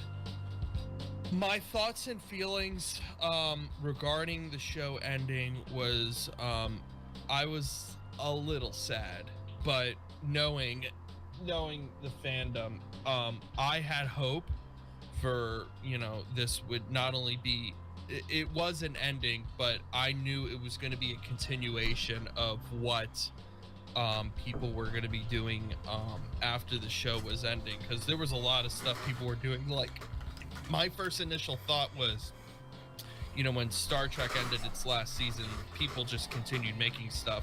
So it's like the Brony fandom. The Brony fandom will continue after it ended. I was a little sad it was ending because something that I've watched for the past 8 or 9 years was just coming to an end, and knowing that a part of my preteen childhood was ending, and I was becoming an independent adult at that time. So yeah, but I didn't forget the friendship lessons, because I'm going to take those friendship lessons that I learned and observe them in life form. The final BronyCon was actually a lot of fun, though. That ended up being the highest attended Brony convention. Yeah, which was pretty I forgot cool. to mention this during the video itself, but there are still conventions going on for Bronies. That was really 2019 in general. They're still going. This one was just the last important, but with that last huge name one. A sense they still have Everfree Northwest and we knew that the end was nigh. One in Seattle. By the time the show did end, we all knew that the show was ending. And for me personally, I thought the show's heyday was kind of over and had been over for a while. That's just my personal opinion. So when it ended, I was kind of wanting it to end. So it's like, okay, so we can do the new thing. What's the new thing gonna be like? So when it ended, I was like, wow, there it is. It's over. But I think the big thing for me was 2018's BronyCon, when they announced that it was the last BronyCon. I think that for me was sort of that felt like the end of an era for me. 2019, I felt was always going to be my last it's not the end of BronyCon that I would go to, because so I think that was kind of more of BronyCon took a lot of time and money to do, and so I was getting older and so like, okay, I'll let 2019 be my last one. There it is. But then conveniently, it was the last one. one. Shows were ending around that time. Adventure Time is the closest example. We also had Steven Universe's coming to the end, regular show, other shows that I can't remember. Gumball. But shows that were part of the 2010s were ending. Ponies was on that chopping block too, and we felt it. This was also around the time where Hasbro was really strict on copyright, and so they were copywriting things left and right. The YouTube adpocalypse became a thing, and animators started doing. And they did kind of announce Generation 3, 4.5 with Pony Life, so things weren't looking pretty in the future. But really, my overall enjoyment of the show towards the end was just not great. I liked the show less and less each season as it came by. Really, a thing that kept me watching the show weekly was because I was reacting to the episodes. And so Yeah, sometimes and I made I'll sure be to like, get I don't those really feel reactions like out each watching this day, show. each week. And I'm like, well, I gotta do it because I'm a reactor. So I sucked it up, and sometimes the episodes were okay. The okay episodes were the highlight of the season, which is really a shame. You really want Don't the take good my ones to word be for the this, highlights. Jay. A lot of stuff. Let you was come to just your own not great conclusions at when- that time. Just stuff going on in films. You know. This was around the time where all the shows that I was watching previously, like Doctor Who, Worst kept Arrow, secret. The Flash, all the Star Wars stuff, they weren't good anymore. Yeah, they all went downhill around the same time, and it was like kind of sad Oh, because yeah, there was Resistance. little for me to enjoy. That mixed with the fact that at this point I'm a college student with complex friendships and stuff going on, and then the show ended. Everybody was sad, everybody was reflective, talk about how much the fandom was, and by the time I got to the finale, I was kind of out of it, you know. I was busy with all this stuff, and I was disappointed with a lot of things. And then the end happened, and I didn't know how to feel about it. Yeah. That's my thoughts on a lot of things. Where things happen, I'm like, I don't really know how to feel about The show that. had ended, but I had very little time to actually process my emotions. You see, at this time, I'm still a college student, and exams are coming up. Also, I had gotten involved in a little show called Bedford Boys. Now, Bedford Boys was a original play written by my university, and it was the most important thing I've ever worked on. For context, it's a play about a whole town of boys going off to fight in World War II, and most of them dying in the first battle. Their story ended up being the inspiration for Saving Private Ryan, and so being a part of a show like this was definitely very important. It's one of the last big shows that we've done that has sold out for the majority of its run. In terms on the fandom side of things, there was a noticeable intake on just fan celebrations of the show ending. Many animators made like short 30-second clips about celebrating the show or joking that, okay, the show's over, the fandom's over, let's go off and do our own thing now. There was a lot of that. There was a lot of celebration. As well as Pony Life very jokes. notable one was Viva Reveries Brony Polka, one he'd been animating for years now, which was pretty much a celebration of the fandom. Well, all of this celebration was kind of short-lived because immediately following all of that, Copa came into town. YouTube got in trouble for targeting Remember when kids. Copa was such a big started deal? Announcing regulations about having content being made for kids on YouTube, and of course, any brony YouTuber freaked out. We'll get to that. We had no idea what this meant for us. You see, My Little Pony isn't in fact a kid's show, but brony content is certainly not kid-friendly. So there was a lot of worry if brony content will be made for kids, and if that's the case, what the heck is that going to happen to the kids who are watching this brony content? I'll get to that later. Do you notice any observable difference when the show finally ended? How did it affect you? I couldn't notice anything. At the time, he was away at college, and I was still pretty young, so it was hard to really notice anything. But all of a sudden, he seemed to have more free time than normal. And was a little disappointed that some of his favorite YouTube channels weren't posting as much. Stepping back into my life here, almost pretty soon after the show ended, while we were given The Mandalorian, so the first season of The Mandalorian. we move on to the next and thing that's was popular a at the show time. That I was addicted to. I'm a big fan of that show. Immediately following that show, after its first season, was the final season of The Clone Wars returning, which is something I personally That was a huge one. love more than ponies. And so, yeah, other things took my attention away from ponies and grieving for ponies, and I was excited for these other things.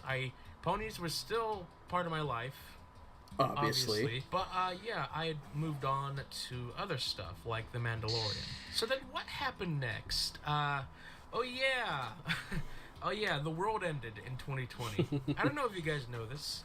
This might be a secret to some of you. You might be the first time hearing this, but a little virus came into town.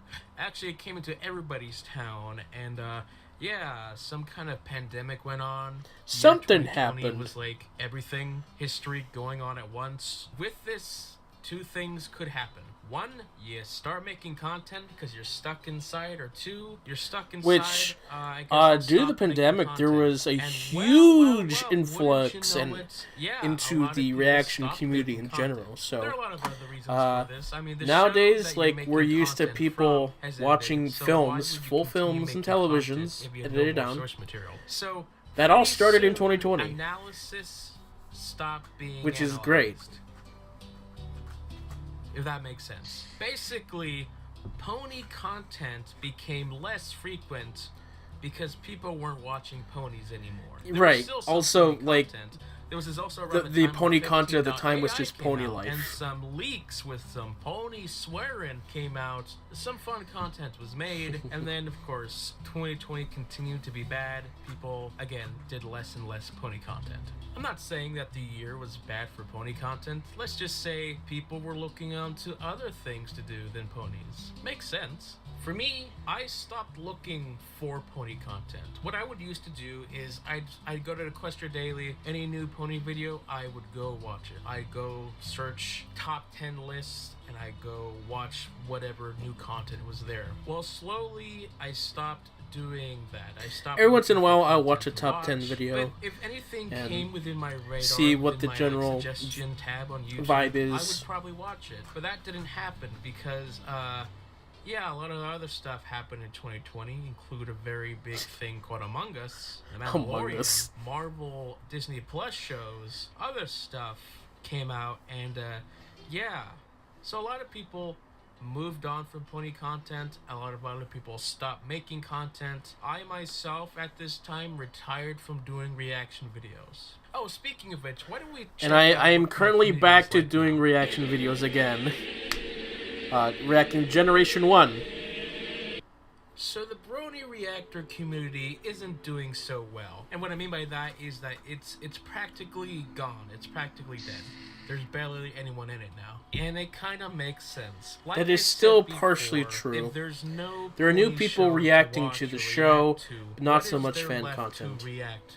And so, because of this, most Brony reaction channels just stopped making content. Yeah. This happened to channels like Potter Brony and Blank Check. So with Blank Check, it was just really surprising that he just stopped in general, because he had just reached 100,000 subscribers. The only Brony reactor to reach that.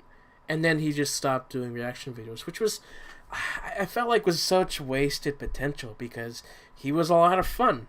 Those reactions were great. And then, like a lot of other Brony reactors, they just stopped. And I even said earlier that I stopped doing pony content as well. And then you have the other side of the spectrum, in that where instead of doing pony content, you start doing other content.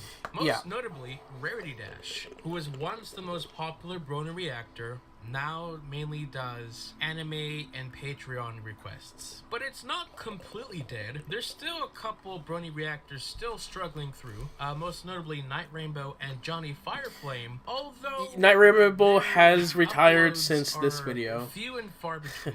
Maybe Unfortunately. a few months in between Fireflame, reaction uploads, he's still doing which stuff. Isn't really great Less for reaction reactors, videos, but he's really. still he's you still want here. to see them constantly upload things. But during this time period, there have been a couple new reactors who have popped up, but they don't quite live in the Brony reaction community. They kind of reside in just the regular reaction community. And there is a difference. The main difference is this. Yes. Brony reactors, they of course react to the show, but they're also reacting to be a part of the community. They react to fan content, they interact with some fans, they interact with other reactors. They're there for the Brony fandom. The normal reactors are there The to normies. watch the show for content. They're Just not the so show. much Just interested the show. in becoming bronies or to live in the They're brony not there for realm. the community, They just they're want there to for the watch show. because they heard it's a good show and that it will get them some nice content. They're not Views. going to react to any brony fan stuff. They're just in it for the main show. And so with that definition set in place, there really hasn't been any new brony reactors popping up. Pony Bro, I guess, is one example. And of a unfortunately, brony his reactor. channel They, again, got have deleted. started switching to other content. He got hacked It's and kinda got lonely deleted. in the Brony reaction community right now. There's barely anyone in it. You can go back and watch old reaction videos, but like, I mean, it's not the same. You're living It is the not past the by doing same, that. you Every know. few months, I do check to see It's weird. if there are new My Little Pony reactors, just to see who new comes in. I do hope we get someone who's genuinely wants to be part of the fandom and starts reacting. I do have hope. There have been a couple channels with potential popping up recently, so we'll see where that goes. But for the most part, it just looks like they're looking for content and views. Yeah, I mean, that's what everybody looks for in general. And so now we reach the main point of it all. Life after ponies. It's completely normal.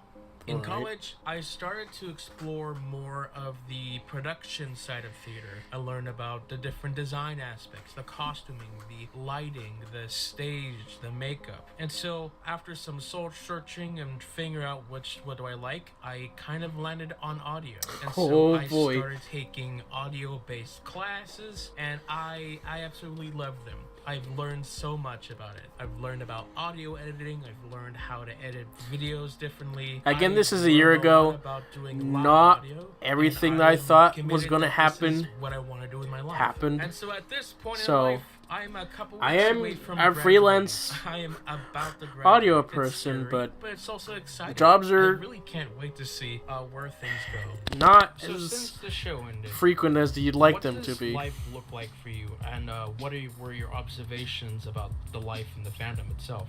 The life in the fandom itself, well, I'll tell you this, getting involved with the fandom was much more interesting, but then I've connected with older people outside of the fandom. They're not a part of the Brony fandom, like connecting with people that are professional, and I got to, do a lot of stuff at that time, even during this year and last year, getting involved with older fandom musicians or even artists that never made a single pony content since like season 1 or 2, and they've become the biggest artists. For example, Tombstone and some of the other people. So I got to be mutuals with them during. I really the should have pandemic. found It better was kind of late footage coming, to but as I use over the progressed. interviews And than of just course, me the Brony blankly music has looking helped around, me looking at the craft camera, my listening. entire drumming process, or if music basically, it kind of influenced on my entire musical mind, where I listen to EDM, but I also get ideas Yeah, to the send to cat other don't groups come as well. inside. So the Brony music fandom scene has helped me give me inspiration or ideas, so that I can better my playing, but also give better observation on music as well. None of these decisions are really impacted by the show itself. But I will say that the show, again, as mentioned earlier, the show helped me to be more confident, to be more friendly. They're not like one-on-one where I watched an episode and I thought, cool, I guess I'll do that with my life. Right, but true. doing reaction videos to the show helped make me more comfortable on camera, which helped make me more comfortable and confident with a live audience. Whether it be giving a class presentation or doing theater. Theater also helped make me more comfortable on the camera as well, and so they both helped each other in the end. And so Right, with that being yeah. said, pony content still influences me, and it still influences some of my work. I will still sometimes sneak a pony reference. The Lonely Dragon, that's a nice short story, and that's all I'm gonna say. Into my homework. It's not very often. It's Here's a line that gets missed. I'm quite serious. Just like the lessons at the end of cartoons, I have a lesson to share. really rare when I do it, but sometimes I do. There hasn't been too much correlation between the show ending and my life choices or change. Like, I don't think it's not been as impactful as that, I guess. Right. I've seen Right. some changes in the fandom and some of the cultural stuff, but like me and my life has not changed a whole lot. Since I think the only thing again is like some of the older generations. I've been looking into the older generations, and I'm not really sure if I would have given them a chance or looked into them if G4 was still going. probably the most interesting thing for me is seeing the people who were children in 2010. Yep. That grown is up. You know, so a the thing. target audience, they've grown up, and now they're making videos, and they have a sort of shared experience, and their own opinions and observations about the Brony fandom. You know, and there's all sorts of little debates I've seen here and there on like what is even a Brony now. You know. And so there's kind of, it's almost like little factions, and because then you have G5 that's shown up, and there's people G5. who love G5, and some people who hate G5. I didn't talk about G5 a whole lot in this, who I feel like are kind but of on the rise. I think I will talk about interesting. G5 Like later on a bit more. None of the Bronies like G3. In some other project. But now I don't know. I think I think it's sort of making a comeback or a resurgence, not a comeback, but a surgence, I guess. And while I still love ponies, I have started to get rid of some of my pony swag, as it were. Right. These are some of the pony figures that So I've getting rid of collected, stuff is, over the years. you know, never fun. These were from Funko's Mystery But- Box. And right now, I'm at a point where I feel like selling them. So I'm gonna... Right, because the figures just kind of sit there on my desk or on my shelf. I do anything. Okay, so I And put part of it those is in also eBay, because and my some family bought them, kind of have a packed history up of in hoarding. ready They have to some go. hoarding So, tendencies, now especially it's my the post grandparents. office. And so, And for me, that will trying be to the avoid end of that, because I've kept a lot of So what I stuff kept since were pretty much childhood, the main figures, like uh, the two at that princesses, point I was starting to just a couple get rid of the some main stuff so six, I could just the make some room CMC, from and new stuff. Nice Trixie. This is the next Still item doing that. I have for sale. This is it's a My Little Pony 3-wing binder from the finale of season 3. Of course, we got Twilight. But inside is a dog tag collection where you can find over 50 dog tags in here, ranging from like main characters, silhouettes of cutie marks. There's just one page. Here's the backers of them, and they range from like the main characters like this to like the dark series to the silvers. And these special ones, yeah. And so yeah, I was really into dog tags, and now I'm trying to. I used to wear them in There's school. so many dog tags. But I don't really wear wear them like I used to. necklaces in There's general also some trading that cards, I often, guess, so but I was I never just into didn't really them. use them. So yeah, And they took up This space, is- so I I've sold been- it. This has been one that I've been thinking about selling for a long time because it's just been sitting on my shelf, and I think it deserves a better home. And this isn't just limited to pony swag. I've collected a lot of non-pony swag over the years, like Star Wars. I have a bunch of Star Wars action figures. I don't a bunch actually of own a Lego Baby Yoda. figures. That was a And friend of so just to mine's clean up that I and took give a picture myself with. some space so that I don't end up being a hoarder, I've started selling some of my stuff. It's really nice. It's a sign of me growing up and putting things aside that I don't need. Very rarely I get what I want, and when I do, it's actually something I go really to the nice. store, I go to Walmart, So, and I go to the just bought a DVD shirt, section, and I look at DVDs, it and I'm just like, arrived in the I mail. kind of want this. Yeah. But then I'm like, am I really actually excited gonna about this. It's like, do a whole lot with this? yeah, And I'm I like, don't really no. get pony shirts And then I that don't often get it. anymore. So, yeah. Happens every time. Let's Plus, check it they're out. expensive, so money.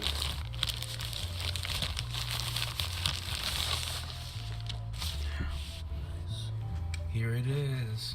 Wow, looks pretty cool. I love Yeah, getting new I got, shirts. the cutie marks of all the main six. It's fun. But like I have the too many shirts, simplicity so of I don't just always cutie buy marks. new shirts. It's me telling the world I'm a brony without telling them that I'm a brony. Very nice.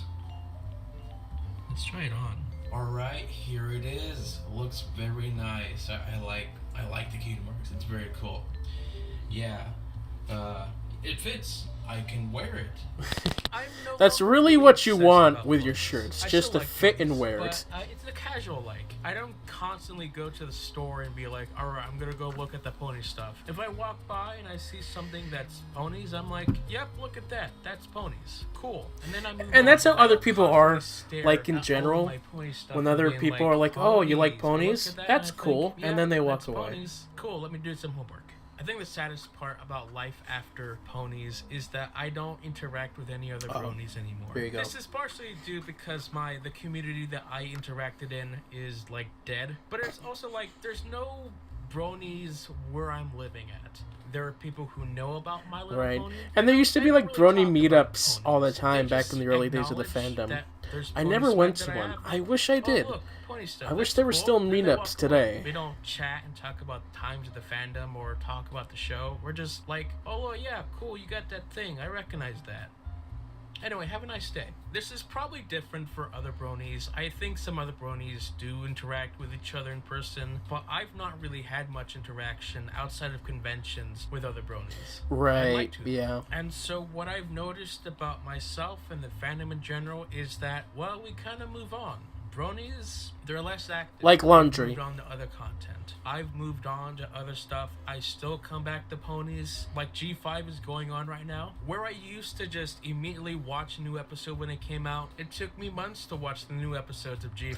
Yeah. I think they're great, but I watched I'm considering them. a sequel right now, to this recently, project here I've where I been do talk going about back and looking Pony at Life some in old G5. stuff. So what has caused this? You'll Well, see I it started next doing year. A podcast with a friend of mine about Barbie movies. Binging The Barbie. classic Binging Barbie. Hey, check it out. Binging Barbie podcast. Hey, we might be doing some cool stuff next year that you might like. Hey.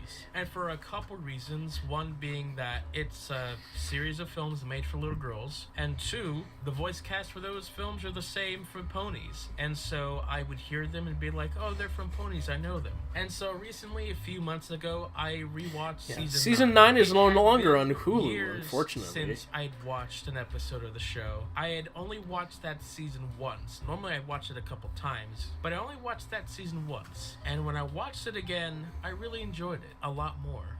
So have you rewatched any episodes since the end of the show, or rewatched this show itself? Yeah, so I have a girlfriend now, so we've been going back to some older episodes, and we might do some more in the future. And sometimes when I'm like bored, I pull up Netflix and I watch. I usually watch season 1 and 2, but sometimes I scroll through a random episode through like season 8 or season 5. And when I watched the final episode again, it hit a lot differently. I connected to it a lot more than I did. Close your ears, Jay. Don't listen to this at all. I understood what the lesson of that episode was. So when I had skip the section, Jay. Episode, I wasn't. Come back in 5 minutes. About the show, I was a bit cynical about the show, and so the lesson that they were trying to tell kind of went over my head. But this last time watching it, I got it, and my goodness, the final season was preparing us for the end of the show. The final episode is about Twilight not wanting to move on. It's about her coronation and her becoming the official princess to rule Equestria. She realizes that this is a big next step, and this means that my life with my friends, this life that I've had for the past few years, is gone. It's changing to something different. She cries in this episode. Don't even listen, Jay. And it hit me. This is a message not just to kids, but to bronies specifically, that this show that we spent the past 10 years watching, and this is where I started to implement my life, because at this point I was having these same feelings where I was graduating. And that doesn't mean that because you have to move on. I had these images to just be like, hey, this is what I'm going through right now. At that time, a year ago. All these relationships that you've built over the years go away and that they're for nothing. The last problem for Twilight was saying goodbye to her friends. The solution to that was, we should hang out together sometime. And it meant a lot to just really enjoy the older you get, you get to hang out with your friends less and less, unfortunately. I've yet to rewatch the entire show. I would like to. I'm waiting for a good opportunity I'd to like do it. to. I would probably want to do it with someone who hasn't seen the show. So we'll see if I rewatch the show in the future. I definitely will. We'll see. I've gone back to watch specific episodes. I haven't done a proper rewatch of the entire series. I think probably again I'm watching through Generation 1. And I might end up watching Generation 4 again. I'm really obsessed in a show, and like for example right now, like I like Doctor Who, right? But I don't really watch Doctor Who right now. But I know like in a year or so, or maybe a couple months, I'll just be really into Doctor Who and Yeah, I'll really want. I'm the same way with Doctor Who to, like, all as sorts of well. shows. So I'm sure I'll eventually rewatch Pony and then rediscover how much I love it and that kind of stuff. But then right now I've been much more into the older generations. So I guess maybe that's his kinda, G1 videos are just great. They're fantastic. So maybe that's kind of why, is I'm just into those. I'm really excited about those right now. So that was my life after Ponies. Ponies had a good influence on me, and it had a moderately good influence on the fandom. We're the about to legacy enter. Of the show is great, but then there's the legacy of the fandom. Brony Legacy. When I was writing the script initially, this was not something that I thought of. It was only when I was doing some research and I was finding this very common thing keep popping up from the younger kids who were watching the show. And unfortunately, that led to me adding this section here, which is very important, and I'm glad I did. But still, you never want this to be the case. So, what is the legacy of the Brony fandom? Will we be known as a group of creative individuals that created beautiful art, music, animation, one that was very charitable and donated money to certain charities that helped causes? Will they be known as world changers, as those who taught others that it's okay to watch a kid's show? Will we be known as those who love and tolerate everyone? Well, to some, yes. But unfortunately, I think for the majority of the world, our legacy is not great. What are your overall thoughts on the show and the Brony community? Well, yeah. There's a level of respect. Like, there, even after this came dedicated. out, there was a Brony's lot very of other dedicated to the show. And that's people takes a lot of doing the respect. same I thing really as love the well, show, talking about it. That's like one of my favorite shows, just because it's just, for me, it's like a nostalgic kind of feeling. So I can understand that about My Little Pony. It's just, you guys just dive right in. I haven't really seen anything from what I like used to see as I would walk in on my brother watching. Is maybe I could really get into it, but I was missing so many key points in the plot, I couldn't keep up. I think that our legacy is a group of freaks who do very sadistic stuff. And the thing about that legacy is that it's not exactly wrong either. As good as the majority of the fandom was, you know, we did have our dark side. Keep in mind, the fandom originated from 4chan. Yep. 4chan doesn't exactly have the best reputation. Like, remember when I talked of about course, I couldn't how even when talk Coca about, came in, people were so like, worried about how their content being turned made for kids would affect kids. The darker Specifically stuff. Brony videos that aren't meant for I let kids, other channels do and that. how we're gonna scar them for life because of this. Well, it's a bit too late for that. This segment here wasn't originally part of this video, but when I started doing research on this topic, I stumbled upon this entry here. Kids were watching Brony content the entire time. Yeah. We just didn't know it. There have been videos coming out very recently about kids who grew up watching the show and talked about how Brony content traumatized them. They were watching the adult Brony content that was not made for kids,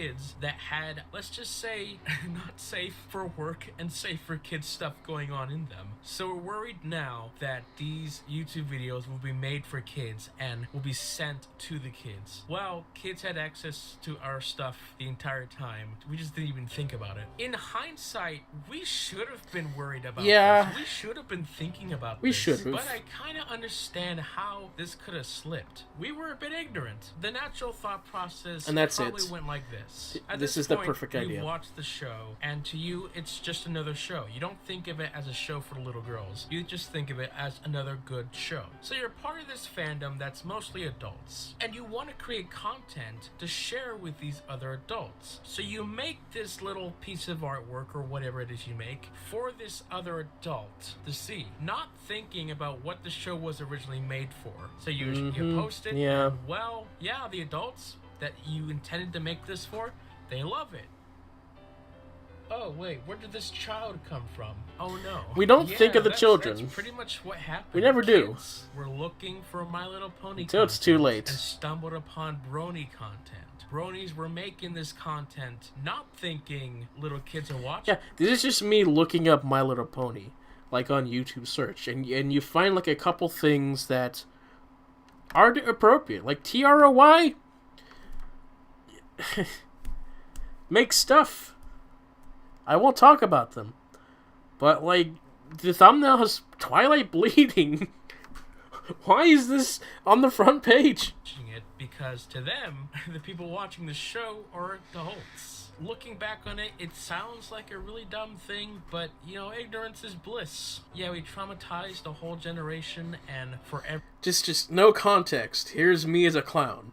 I will not give you any context for this. That generation will think of us as depraved.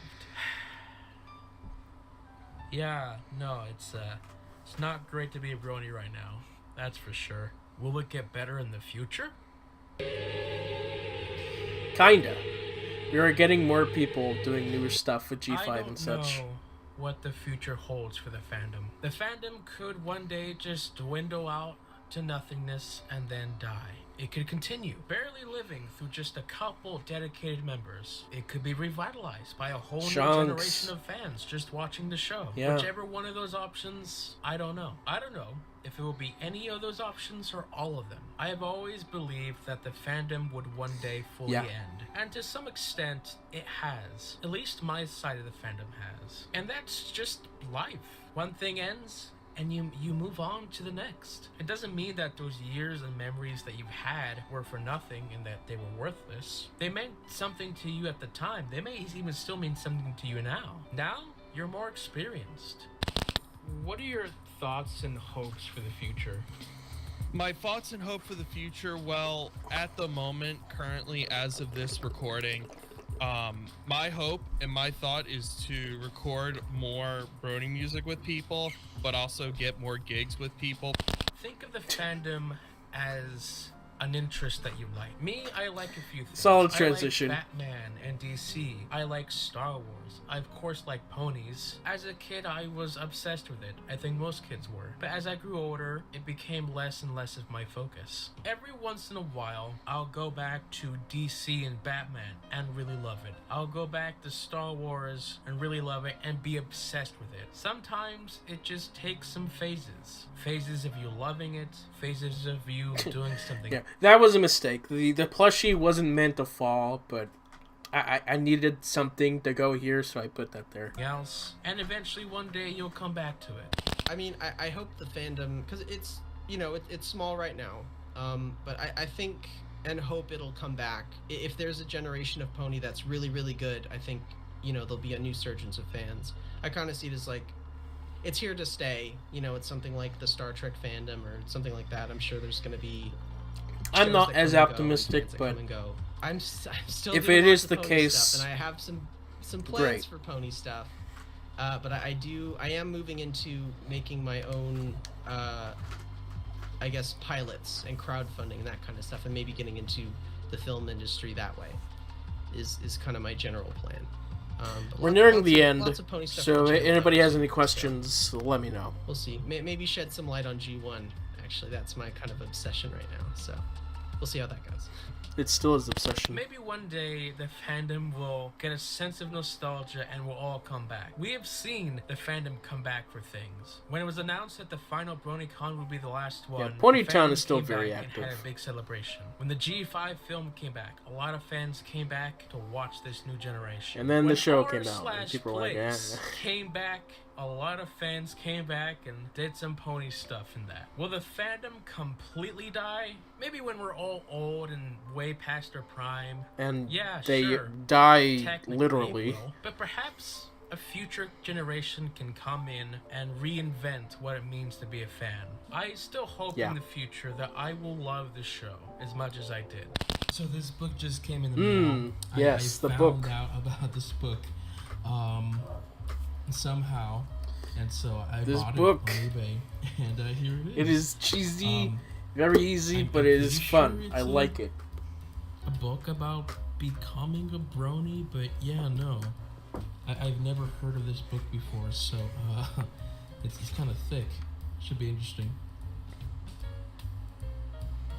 That is chocolate milk in that cup, by the way.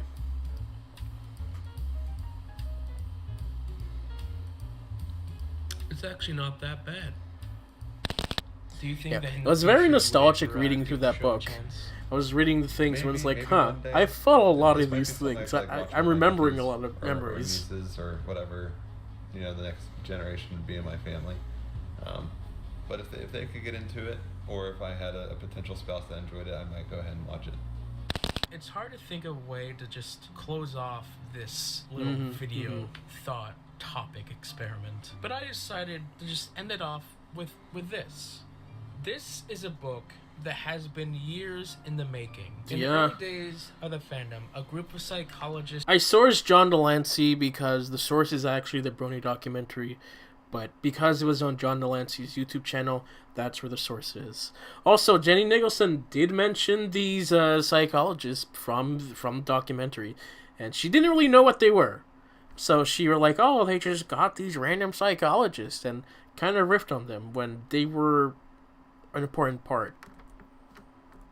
Noticed the fans and decided to research us. They spent years sending out surveys to everyone. Yeah. And I, if you weren't you weren't there at the time to know who they were, you probably think that they finally were just there for with all the our answers collected in here. And they have a propaganda. little chapter talking about the end of the show. And I want to read a segment from this chapter. We don't deny that the conclusion of the show will mark the end of an era for the Brony community, but it's hard to imagine that after nearly a decade, the show itself will completely vanish. It will always be available somewhere online and on the hard drives of diligent Bronies who store. I really wonder what their conclusion would have been if they had waited another year, because this was released at least if before other season fandoms are 9 any ended. indication. This doesn't mean things won't be changed, however. Some members of the fandom will leave, to be sure. The norms and routines fans have become accustomed to will certainly shift, as with the focus of the fandom. With the end of official Friendship is Magic content, the focus of the fandom may shift to emphasize fan-made work more than the original show over time. But it's hard to know for sure. The future is sometimes scary for all its uncertainty. If there's anything that makes the Brony fandom distinct from other fandoms, it's the overall positivity of it all. From Pinkie Pie encouraging us and to I had the all final smile, to song Twilight's playing in the lessons on background as friendship, well. From Fluttershy's reminders that we From should the be episode. kind, to Rarity's assertion that we shouldn't be afraid to Not shine. the song, Rainbow but the Dash taught us to moment. be awesome along the way. And Applejack, well, she taught us that apples were pretty good. This sort of positivity and optimism is what's going to keep the Brony fandom going for years to come. Was this excerpt correct? Time will tell. Time will and tell. People will have different opinions. I hope one day that I'll be... Oh, I love this image. This is the perfect representation of the pony fandom in the early days. Just, you're gonna get it. Be able to share the show with some friends and just introduce them to the fandom, the good parts at least. I don't think I'll ever not like ponies. I think I always enjoy them, even if just casually. I just bought this book, Right. so I think I still like the show. I have not bought anything else from ponies, I don't know so... if it will, but I have hope. And I hope that you do too. So thank you for joining me today. There's my cat And again. I'll see you all next time. That's it. That's the end. Video's over. Yeah. Goodbye. Yeah, and that's how I had to end it, because it needed some sort of ending. And it's like, how do I end it? Oh, let's just do a fun little bit to end it. But that's the end. Here's all my sources. That's just the names of the channels. There's the music used. Again, if you have any questions, let us know. Go check out the special thanks. Any of you watching for later. Rainbow Dash, that was And that was my transition audio. That's from the original clip. So yeah, that is what I watched. That was it. That was our project. Here's something for you to check out. Hey, you can check me out on Serialized. I have a page here where I talk about my shows. You can check me out on Letterboxd, where you can see what I watched. Also, check out the Binging Barbie podcast, where we talk about movies and stuff. That's fun. But yeah, that was this project here. yeah, since this point on, I have started doing reaction videos to Generation 1, so I kind of got back into doing reaction videos again, which is great. And I've also started doing live streaming to Pony Guesser. Some of you were here because you know about that, which is fun. Yeah. So this is a video which is I'm very proud of. It is one of my best works that I've done, and once again comes out in it's 10 years old. It's a year old on Sunday. But yeah, if you weren't here in the beginning, well, again, the inspiration for this video was basically like Jenny Nicholson, Defunctland, or Tor. Just go back to the beginning of the stream and you'll find out. But yeah, that's pretty much all we have for now. So thanks for joining me for this long session of looking at this thing. If you have any questions, go ahead and say them, because I'm about to leave.